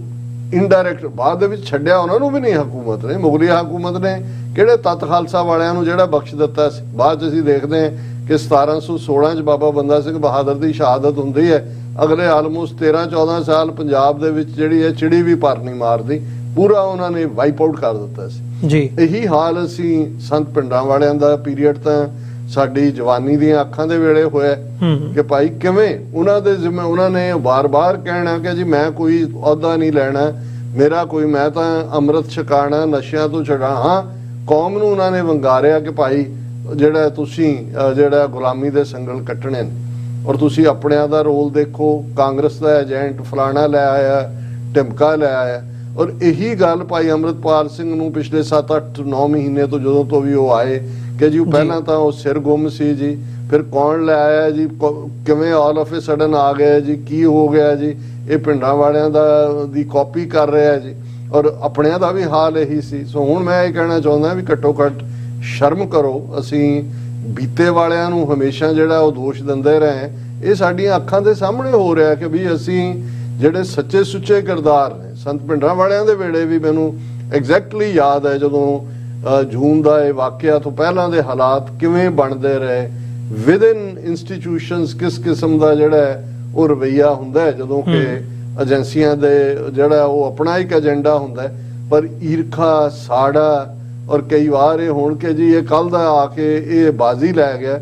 ਪਰ ਜਿਸ ਕਿਸਮ ਦਾ ਮੈਂ ਸਮਝਦਾ ਅਸੀਂ ਹਾਲ ਦੀ ਘੜੀ, ਕਿਉਂਕਿ ਅਸੀਂ ਗੁਰੂ ਚਰਨਾਂ 'ਚ ਅਰਦਾਸ ਕਰ ਸਕਦੇ ਹਾਂ ਕਿ ਬਹੁਤ ਵਾਰ ਇਹ ਜਿਹੜਾ ਉਹ ਬਾਅਦ ਦੇ ਵਿੱਚ ਇਹੀ ਕਹਿਣ ਜੋਗਾ ਰਹਿ ਜਾਂਦਾ, ਆਈ ਟੋਲਡ ਯੂ ਸੋ। ਮੈਂ ਉਸ 'ਚ ਨਹੀਂ ਆਉਣਾ ਚਾਹੁੰਦਾ ਕਿ ਭਾਈ ਉਵੇਂ ਕਹਿਣਾ ਪਏ। ਮੈਂ ਸਮਝਦਾ ਵੀ ਕੌਮ ਜੇ ਖਲੋਏਗੀ ਤੇ ਫਿਰ ਸਾਡਾ ਆਉਣ ਵਾਲੇ ਦਿਨਾਂ ਦੇ ਵਿੱਚ ਔਰ ਹਫ਼ਤਿਆਂ ਮਹੀਨਿਆਂ 'ਚ ਇਹ ਜਿਹੜੀ ਬੈਟਲ ਤਾਂ ਡੂ ਔਰ ਡਾਈ ਹੈ, ਇਹਦੇ 'ਚ ਕੋਈ ਸ਼ੱਕ ਨਹੀਂ ਹੈ ਜੀ। ਉਹਨਾਂ ਨੇ RSS ਦਾ ਜੇ ਤੁਸੀਂ ਵਰਕਿੰਗ ਪੈਟਰਨ ਦੇਖੋ 100 ਸਾਲ ਦਾ ਉਹਨਾਂ ਦਾ, ਕਿਉਂਕਿ 2025 ਦੇ ਵਿੱਚ 100 ਸਾਲ ਪੂਰੇ ਹੋ ਜਾਣੇ ਨੇ, ਉਹ ਆਪਣੇ ਤੌਰ ਤੇ ਉਹਨਾਂ ਨੇ ਦੇਖਿਆ ਕਿ ਭਾਈ ਉਹਨਾਂ ਦੇ ਜਿਹੜਾ ਹਿੰਦੂਤਵਾ ਰਾਜ ਜਿਹਨੂੰ ਉਹ ਜਿਹੜਾ ਉਹ ਰਾਸ਼ਟਰ ਧਰਮ ਬਣਾਉਣਾ ਚਾਹੁੰਦੇ ਨੇ, ਉਸ ਦੇ ਯੱਗ ਦਾ ਘੋੜਾ ਜੇ ਕਿਸੇ ਨੇ ਰੋਕਿਆ ਤੇ ਉਹ ਪੰਜਾਬ 'ਚ ਹੀ ਰੁਕਿਆ ਜੀ। ਟਿੱਲ ਉਹਨਾਂ ਨੇ ਲਾ ਲਿਆ, ਵਿੱਚੋਂ ਟਰੇਟਰ ਵੀ ਖਰੀਦਿਆ, ਸਾਰੇ ਅਮਰਿੰਦਰ ਤੇ ਸਾਰੀ ਨਸਲ ਜਿਹੜੀ ਹੈ ਫਸਲੀ ਬਟੇਰੇ ਇਹ ਵੀ। ਲੇਕਿਨ ਇਹਦੇ ਬਾਵਜੂਦ, ਔਰ ਜੇ ਅਸੀਂ ਕਿਸਾਨ ਮੋਰਚੇ ਵੇਲੇ ਕਾਮਰੇਡੀ ਲਾਈਨ ਦੀ ਲੀਡਰਸ਼ਿਪ ਦੇਖੀਏ, ਸਾਰੇ ਜਿਹੜੇ ਸਾਹਮਣੇ ਨੇ ਹਕੀਕਤਾਂ 'ਚ ਕਿ ਕਿਵੇਂ ਸਾਰੇ ਹੀ ਰਲੇ ਹੋਏ, ਇਹਦੇ ਬਾਵਜੂਦ ਜੇ ਸਿੱਖੀ ਜਿੱਤੀ ਹੈ। ਔਰ ਇਹੀ ਹਾਲ ਅਸੀਂ ਦੇਖ ਰਹੇ ਹਾਂ ਕਿ ਬਾਹਰਲੇ ਮੁਲਕਾਂ ਦੇ ਵਿੱਚ, ਇਹਦੇ ਬਾਵਜੂਦ ਕਿ ਕਿਸ ਕਿਸਮ ਦੇ ਇਹਨਾਂ ਨੇ ਰੈਂਟਾ ਸਿੱਖ ਰੱਖੇ ਹੋਏ ਨੇ, ਕਿਸ ਕਿਸਮ ਦਾ ਨੈਗੇਟਿਵ ਪ੍ਰੋਪੇਗੈਂਡਾ ਰੈਫਰੈਂਡਮ ਦੇ ਚੱਲਦੇ ਆ, ਵੈਂਡਲਾਈਜੇਸ਼ਨਸ ਆਫ ਟੈਂਪਲ। ਤੁਸੀਂ ਅੰਦਾਜ਼ਾ ਲਾ ਸਕਦੇ ਹੋ ਕਿ ਵੀ prime minister of Australia India 'ਚ ਹੈ ਔਰ ਮੋਦੀ ਜਿਹੜੇ 2-3 ਨੁਕਤਿਆਂ ਦੇ ਉੱਤੇ 1-to-1 ਗੱਲ ਕਰਕੇ ਮੁੜ ਕੇ ਪ੍ਰੈਸ ਕਾਨਫਰੰਸ ਵੀ ਕਹਿੰਦਾ ਕਿ ਜੀ ਸਾਡੇ ਹਿੰਦੂਆਂ ਦਾ ਦਿਲ ਬਹੁਤ ਦੁਖੀ ਹੈ, ਆਸਟ੍ਰੇਲੀਆ 'ਚ ਮੰਦਰ ਵੈਂਡਲਾਈਜ਼ ਹੋ ਰਹੇ ਨੇ, ਡੂ ਸਮਥਿੰਗ ਅਬਾਊਟ ਇਟ।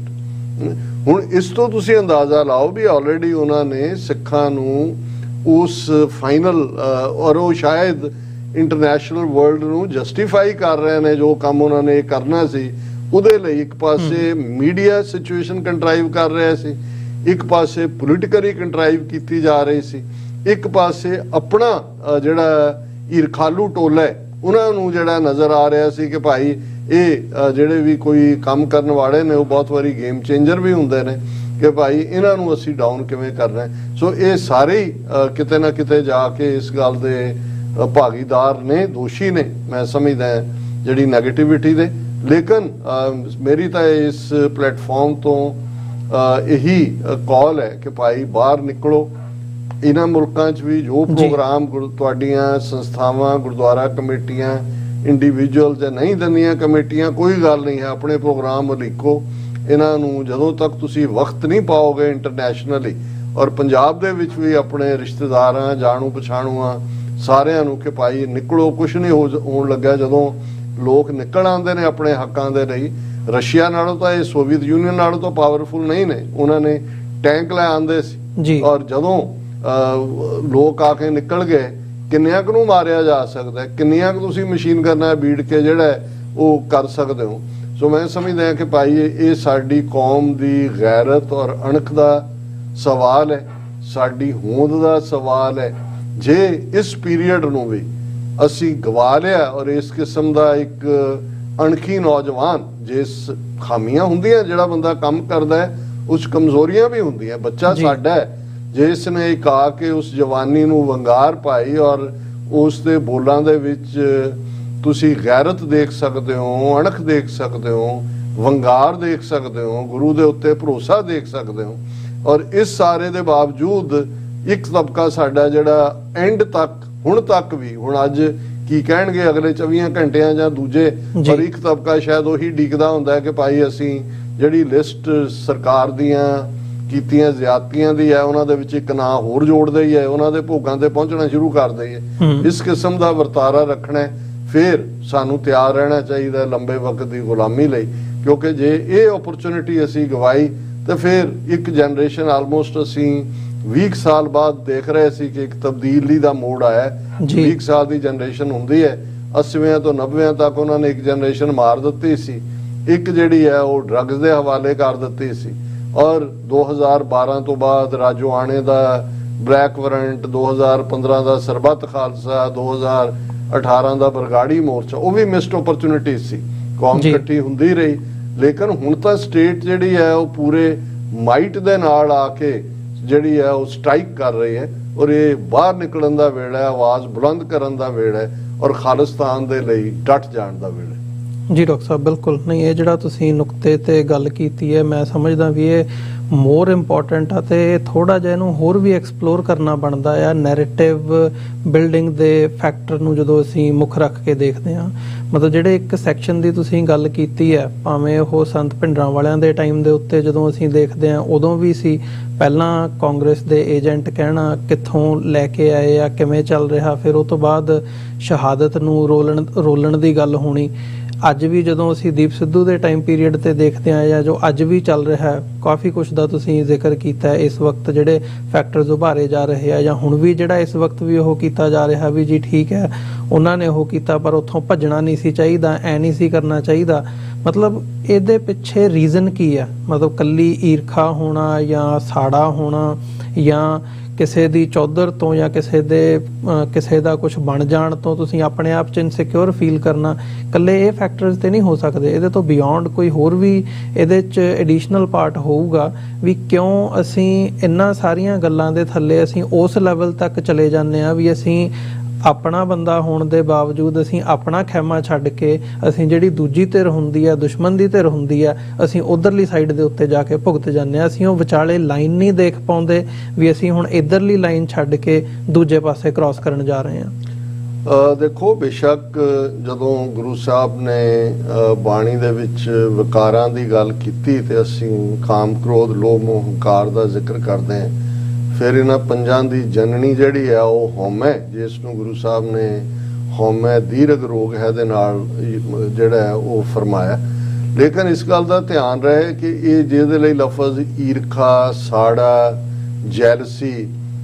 ਇਹ ਮੈਂ ਸਮਝਦਾ ਕਿ ਇੰਨੀ ਕੁ ਡੀਪ ਹੁੰਦੀ ਹੈ ਔਰ ਇੰਨੀ ਸੂਖਮ ਰੂਪ 'ਚ ਹੁੰਦੀ ਹੈ। ਇਹ ਅਸੀਂ ਦੇਖਿਆ, ਮੈਂ 35-40 ਸਾਲ ਦੇ ਆਪਣੇ ਪੰਥਕ ਜੀਵਨ ਦੇ ਵਿੱਚ ਵੀ ਦੇਖਿਆ। ਈਵਨ ਜੁਝਾਰੂ ਲਹਿਰ ਦੇ ਚਲਦੇ ਆ ਜਿਹੜੇ ਲੋਕ, ਜਿਹੜੇ ਸਿੰਘ ਸਿਰ ਤਲੀ ਤੇ ਰੱਖ ਕੇ ਸ਼ਹੀਦੀਆਂ ਦੇਣ ਤੁਰੇ ਸੀ,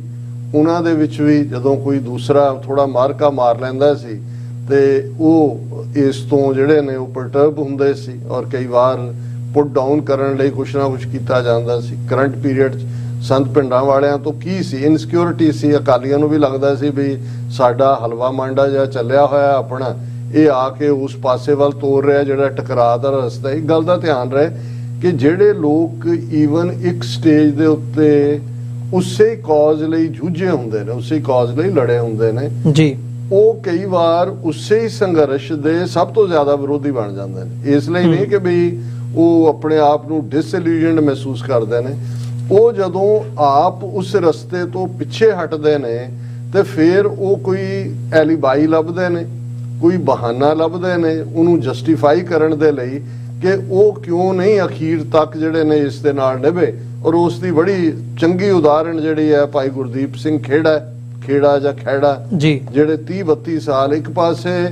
ਉਹਨਾਂ ਦੀ ਰਿਹਾਈ ਲਈ ਜਿਹੜਾ ਮੋਰਚਾ ਲੱਗਾ ਹੋਇਆ, ਜਿਹੜੇ 9 ਸਿੰਘਾਂ ਦੀਆਂ ਤਸਵੀਰਾਂ ਨੇ ਉਹਨਾਂ ਚੋਂ ਇੱਕ ਉਹਨਾਂ ਦੀ ਤਸਵੀਰ ਵੀ ਹੈ ਜੀ। ਫਿਰ ਉਸੇ ਹੀ ਪਿੰਡ ਨਾਲ ਉਹਨਾਂ ਦਾ ਸਬੰਧ ਹੈ ਜੱਲੂ ਖੇੜਾ ਨਾਲ, ਜਿਹਦੇ ਨਾਲ ਭਾਈ ਅੰਮ੍ਰਿਤਪਾਲ ਸਿੰਘ ਨੇ ਜੀ। ਔਰ ਜਿਸ ਕਿਸਮ ਦੀ ਸ਼ਬਦਾਵਲੀ ਵਰਤ ਕੇ ਉਹ ਨੈਗੇਟ ਕਰਦੇ ਨੇ, ਸਿਧਾਂਤਕ ਮਤਭੇਦ ਸਮਝ ਆ ਸਕਦਾ ਹੈ, ਸਟ੍ਰੈਟਜੀ ਵਿਉਂਤਬੰਦੀ ਦੇ ਨਾਲ ਤੁਸੀਂ ਸਹਿਮਤ ਹੋ ਨਹੀਂ ਹੋ ਉਹ ਸਮਝ ਆ ਸਕਦਾ ਹੈ, ਪਰ ਤੁਹਾਡੀ ਬਾਡੀ ਲੈਂਗੁਏਜ, ਤੁਹਾਡੀ ਜ਼ੁਬਾਨ ਦੱਸ ਰਹੀ ਹੁੰਦੀ ਹੈ ਕਿ ਭਾਈ ਤੁਸੀਂ ਕਿਸ ਹੱਦ ਤੱਕ ਨਿੱਘਰ ਗਏ ਹੋ। ਸੋ ਮੈਂ ਸਮਝਦਾ ਹਾਂ ਕਿ ਭਾਈ ਇੱਕ ਕਲਾਸ ਉਹ ਜਿਹੜੀ ਕਿ ਥੱਕ ਹੁੱਟ ਗਈ ਇਸ ਸਾਰੇ ਦੇ ਨਾਲ, ਉਹਨਾਂ ਨੂੰ ਕਿਤੇ ਨਾ ਕਿਤੇ ਇਹ ਵੀ ਰਹਿੰਦਾ ਔਰ ਇਹ ਹਮੇਸ਼ਾ ਹੀ ਸ਼ਾਇਦ ਜਿਹੜੀ 올ਡਰ ਜਨਰੇਸ਼ਨ ਹੈ ਉਸ ਦੇ ਵਿੱਚ ਬਹੁਤ ਥੋੜੇ ਹੁੰਦੇ ਨੇ ਜਿਹੜੇ ਆਪਣੀ ਥਾਂ ਵਿਕੇਟ ਕਰ ਦੇਣ। ਉਹ ਇਨਸਿਕਿਉਰਿਟੀ ਵੀ ਇੱਕ ਵੱਡਾ ਫੈਕਟਰ ਹੁੰਦਾ ਹੈ। ਸੋ ਆਪਣੀਆਂ ਧਿਰਾਂ ਤੇ ਮੈਂ ਹਿਰਖ ਹੀ ਕਰ ਸਕਦਾ, ਉਹਨਾਂ ਦੇ ਉੱਤੇ ਤਾਂ ਉਹਨਾਂ ਤੋਂ ਕੋਈ ਬਹੁਤੀ ਆਸ ਵੀ ਨਹੀਂ ਹੈ, ਪਰ ਮੈਂ ਸਮਝਦਾ ਹਾਂ ਕਿ ਬਈ ਜਿਹੜੀ ਗੱਲ ਜਿਸ ਵਿਸ਼ਵਾਸ ਨਾਲ ਦੀਪ ਸਿੱਧੂ ਨੇ ਵੀ ਜਦੋਂ ਐਡਰੈਸ ਕੀਤਾ, ਹੁਣ ਉਹਨਾਂ ਨਾਲ ਕਾਮਰੇਡੀ ਧਿਰ ਉਹਨਾਂ ਦੀ ਕੀ ਪ੍ਰੋਬਲਮ ਸੀ ਜੀ। ਦੀਪ ਸਿੱਧੂ ਨੇ ਤਾਂ ਨੌਜਵਾਨੀ ਨੂੰ ਲਿਆ ਕੇ ਨਾਲ ਜੋੜਿਆ, ਕਿਵੇਂ ਜਿਹੜਾ ਉਹ ਸਿੰਘੂ ਬਾਰਡਰ ਤੱਕ, ਸ਼ੰਭੂ ਤੋਂ ਸਿੰਘੂ ਤੱਕ ਉਸ ਨੂੰ ਪਹੁੰਚਾਇਆ ਸਾਰੇ ਸੰਘਰਸ਼ ਨੂੰ। ਉਹ ਤਾਂ ਪੰਜਾਬ ਦੇ ਬਾਰਡਰ ਤੇ ਬਹਿ ਜਾਣਾ ਸੀ, ਹਰਿਆਣੇ ਦੇ ਬਾਰਡਰ ਤੇ ਉਹਨਾਂ ਨੇ, ਲੇਕਿਨ ਉਹਨਾਂ 'ਚ ਵੀ ਉਹੀ ਇਨਸਿਕਿਉਰਿਟੀ ਨਜ਼ਰ ਆ ਰਹੀ ਸੀ, ਫਿਰ ਉਹ ਕੋਈ ਆਪਣੇ ਲਈ ਨਹੀਂ ਸੀ ਕਰ ਰਿਹਾ। ਸੋ ਇਹੀ ਹਾਲਾਤ ਮੈਨੂੰ ਅੱਜ ਵੀ ਨਜ਼ਰ ਆਉਂਦੇ ਨੇ ਔਰ ਨਜ਼ਰ ਆਏ ਨੇ ਕਿ ਇਸ ਪੀਰੀਅਡ 'ਚ, ਕਿਉਂਕਿ ਜਿਹਨਾਂ ਨੂੰ ਮੈਂ ਕ੍ਰਿਟਿਸਿਜ਼ਮ ਕਰਦਿਆਂ ਵੀ ਸੁਣਿਆ, ਮੈਂ ਪੋਲਾਈਟਲੀ ਉਹਨਾਂ ਨੂੰ, ਹਾਲਾਂ ਇੱਕ ਗੱਲ ਬਿਲਕੁਲ ਕਲੀਅਰ ਹੈ ਕਿ ਮੈਂ ਸ਼ਖਸੀ ਪੂਜਾ ਦੇ ਬਿਲਕੁਲ ਹੱਕ 'ਚ ਨਹੀਂ ਹੈ ਕਿ ਤੁਸੀਂ ਕਿਸੇ ਉਹ ਤਾਂ ਗੁਰੂ ਦਾ ਸਾਨੂੰ ਫਰਮਾਨ ਹੈ ਕਿ ਮਨਮੁਖ ਹੋਏ ਬੰਦੇ ਦਾ ਬੰਦਾ, ਅਸੀਂ ਕਿਸੇ ਬੰਦੇ ਦੇ ਬੰਦੇ ਨਹੀਂ ਹੈ। ਪਰ ਮੇਰਾ ਹਮੇਸ਼ਾ ਇਹ ਕਹਿਣਾ ਰਿਹਾ ਕਿ ਭਾਈ ਕਿਸੇ ਨੂੰ ਤੁਸੀਂ ਮੌਕਾ ਤਾਂ ਦਿਓ ਜੀ, ਏਜੰਡਾ ਬੇਸਡ ਸਪੋਰਟ ਰੱਖੋ। ਜਿਹੜੇ ਮੁੱਦੇ ਨੇ, ਜੇ ਮੁੱਦੇ ਨੌਜਵਾਨੀ ਦੇ ਵਿੱਚ ਨਸ਼ਿਆਂ ਨੂੰ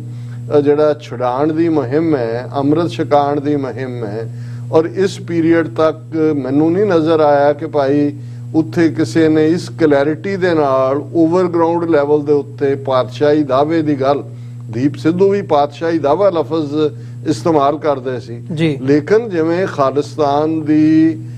ਆਈਡੀਓਲੋਜੀ ਨੂੰ ਈਵਨ ਓਪਨ ਚੈਲੰਜ ਦੇ ਨਾਲ ਪੱਤਰਕਾਰਾਂ ਨੂੰ, ਦੂਜਿਆਂ ਤੀਜਿਆਂ ਨੂੰ, ਹਾਲਾਂ ਮੈਨੂੰ ਇੱਕ ਸਟੇਜ ਤੇ ਲੱਗਦਾ ਸੀ ਕਿ ਵੀ ਇਹ ਥੋੜਾ ਜਿਹਾ ਰਿਜ਼ਰਵ ਰਹਿਣਾ ਚਾਹੀਦਾ ਹੈ, ਲਿਖਤੀ ਸਵਾਲ ਲੈਣੇ ਚਾਹੀਦੇ ਨੇ। ਫਿਰ ਮੈਨੂੰ ਲੱਗਾ ਵੀ ਮੇਬੀ ਉਹਨਾਂ ਨੂੰ ਵੀ ਇਹ ਲੱਗਦਾ ਹੈ, ਅੰਮ੍ਰਿਤਪਾਲ ਸਿੰਘ ਹੋਰਾਂ ਨੂੰ, ਕਿ ਭਾਈ ਜਿਹੜੀ ਸਾਡੀ ਗੱਲ ਹੈ, ਭਾਵੇਂ ਇਹਨਾਂ ਨੇ ਆਪਣਾ ਵੀ ਵਿੱਚ ਮਾਰਨੀ ਹੈ ਡੰਡੀ, ਲੇਕਿਨ ਸਾਡਾ ਨੈਰੇਟਿਵ ਵੀ ਜਾਂਦਾ ਹੈ ਔਰ ਉਹ ਗਿਆ ਵੀ, ਇਹਦੇ 'ਚ ਕੋਈ ਸ਼ੱਕ ਨਹੀਂ ਹੈ ਕਿ ਜਿੰਨੀ ਚਰਚਾ ਇਸ ਪੀਰੀਅਡ ਦੇ ਵਿੱਚ ਖਾਲਿਸਤਾਨ ਦੇ ਕਨਸੈਪਟ ਨੂੰ ਲੈ ਕੇ ਹੋਈ, ਲੇਕਿਨ ਦੁਸ਼ਮਣ ਤਾਂ ਆਪਣੀ ਖੇਡ ਚੱਲ ਰਿਹਾ ਹੁੰਦਾ। ਉਹ ਆਪਣੇ ਤੌਰ ਦੇ ਉੱਤੇ, ਜਿਵੇਂ ਸੰਤ ਭਿੰਡਰਾਂ ਵਾਲੇ ਕਦੇ ਵੀ ਮੀਡੀਆ ਦੇ ਸਾਹਮਣੇ ਆਉਣ ਤੋਂ ਤਾਂ ਗੁਰੇਜ਼ ਨਹੀਂ ਸੀ ਕਰਦੇ, ਹਰ ਕਿਸਮ ਦੇ ਮੀਡੀਆ ਨੂੰ ਉਹ ਫੇਸ ਕਰਦੇ ਸੀ ਜੀ। ਉਦੋਂ ਵੀ ਕੁਝ ਐਸੇ ਸੀ ਸਲਾਹਕਾਰ ਜਿਹੜੇ ਆਪਣੇ ਆਪ ਨੂੰ ਸਮਝਦੇ ਸੀ, ਉਹ ਕਹਿਣ ਦੀ ਕੋਸ਼ਿਸ਼ ਕਰਦੇ ਸੀ, ਪਰ ਮੈਂ ਸਮਝਦਾ ਹਾਂ ਕਿ ਭਾਈ ਉਹਨਾਂ ਨੂੰ ਵੀ ਇਸ ਗੱਲ ਦਾ ਅਹਿਸਾਸ ਸੀ ਕਿ ਵੀ ਸਾਡੇ ਕੋਲ ਆਪਣਾ ਤਾਂ ਕੋਈ ਮੀਡੀਆ ਹੈ ਨਹੀਂ ਜਿੱਧਰ ਆਏ ਅਸੀਂ ਗੱਲ ਕਰ। ਹੁਣ ਜਿਹੜੇ ਸਾਡੇ ਆਪਣੇ ਕੋਈ YouTube ਚੈਨਲ ਜਾਂ ਈਵਨ ਜੇ TV 84 ਦੇ ਹਵਾਲੇ ਨਾਲ ਵੀ ਗੱਲ ਕਰੀਏ,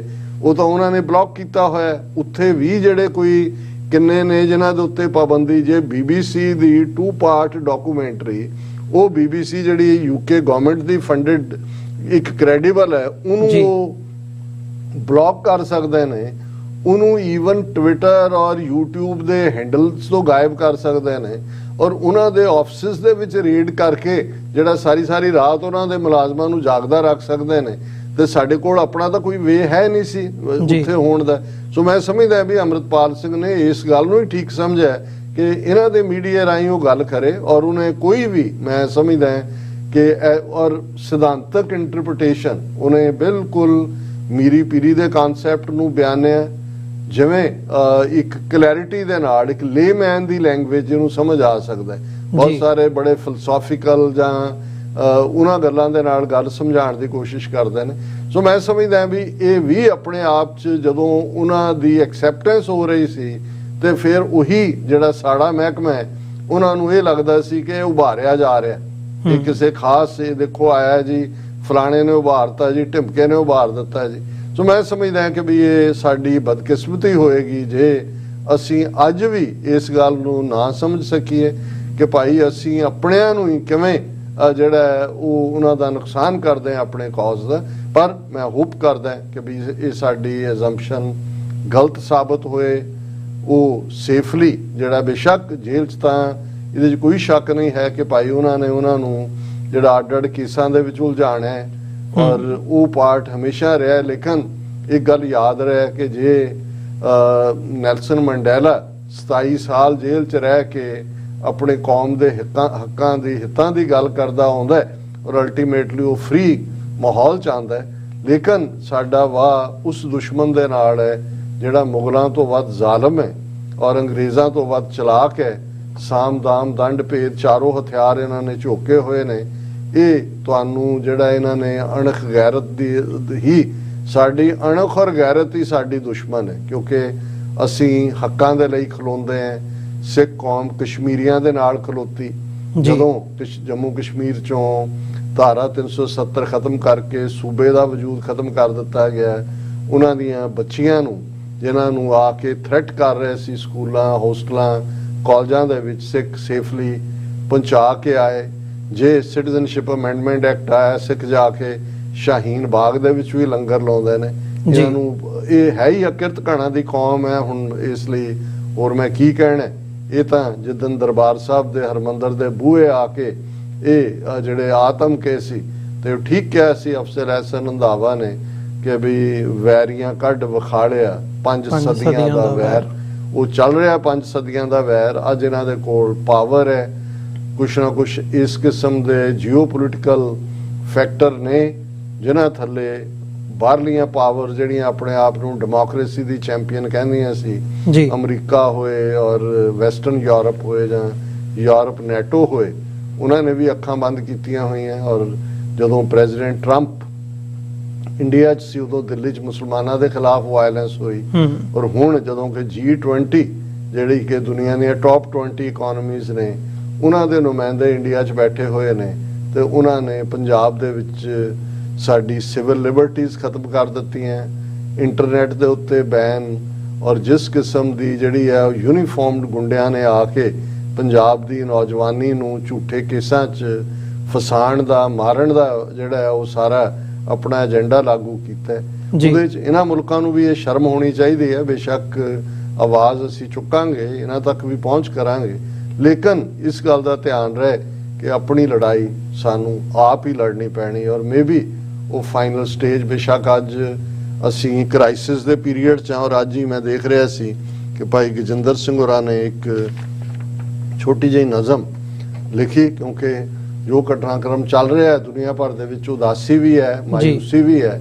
ਔਰ ਉਹਨਾਂ ਨੇ ਕਿਹਾ ਉਦਾਸੀਆਂ ਮਾਯੂਸੀਆਂ ਨਾਲ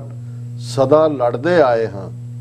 ਕੌਮ ਵਿੱਚ ਇੰਨਾ ਬਿਖਰਾਓ ਹੈ ਕਿ ਕਦੇ-ਕਦੇ ਬਹੁਤ ਉਦਾਸ ਹੋ ਜਾਈਦਾ ਹੈ, ਫਿਰ ਹਿੰਮਤ ਕਰ ਮੁੜ ਉੱਠ ਖਲੋ ਜਾਈਦਾ ਹੈ। ਉਦਾਸੀਆਂ ਮਾਯੂਸੀਆਂ ਨਾਲ ਸਦਾ ਲੜਦੇ ਆਏ ਹਾਂ, ਢੱਠੇ ਵੀ ਕਈ ਵਾਰ ਹਾਂ ਪਰ ਮੁੜ ਕੇ ਖੜਦੇ ਆਏ ਹਾਂ। ਰੁਕਾਂਗੇ ਨਹੀਂ, ਝੁਕਾਂਗੇ ਨਹੀਂ, ਜਿੱਤਾਂਗੇ ਜਾਂ ਲੜਦੇ ਹੋਏ ਮਰਾਂਗੇ, ਪਰ ਕੌਮ ਦੇ ਸਿਰ ਤੇ ਯਕੀਨਨ ਤਾਜ ਇੱਕ ਦਿਨ ਧਰਾਂਗੇ। ਸੋ ਮੈਂ ਅਗੇਨ ਇਹ ਰਿਪੀਟ ਕਰਾਂ ਕਿ ਰੁਕਾਂਗੇ ਨਹੀਂ, ਝੁਕਾਂਗੇ ਨਹੀਂ, ਜਿੱਤਾਂਗੇ ਜਾਂ ਲੜਦੇ ਹੋਏ ਮਰਾਂਗੇ, ਪਰ ਕੌਮ ਦੇ ਸਿਰ ਤੇ ਯਕੀਨਨ ਤਾਜ ਇੱਕ ਦਿਨ ਧਰਾਂਗੇ। ਜੀ ਡਾਕਟਰ ਸਾਹਿਬ, ਬਿਲਕੁਲ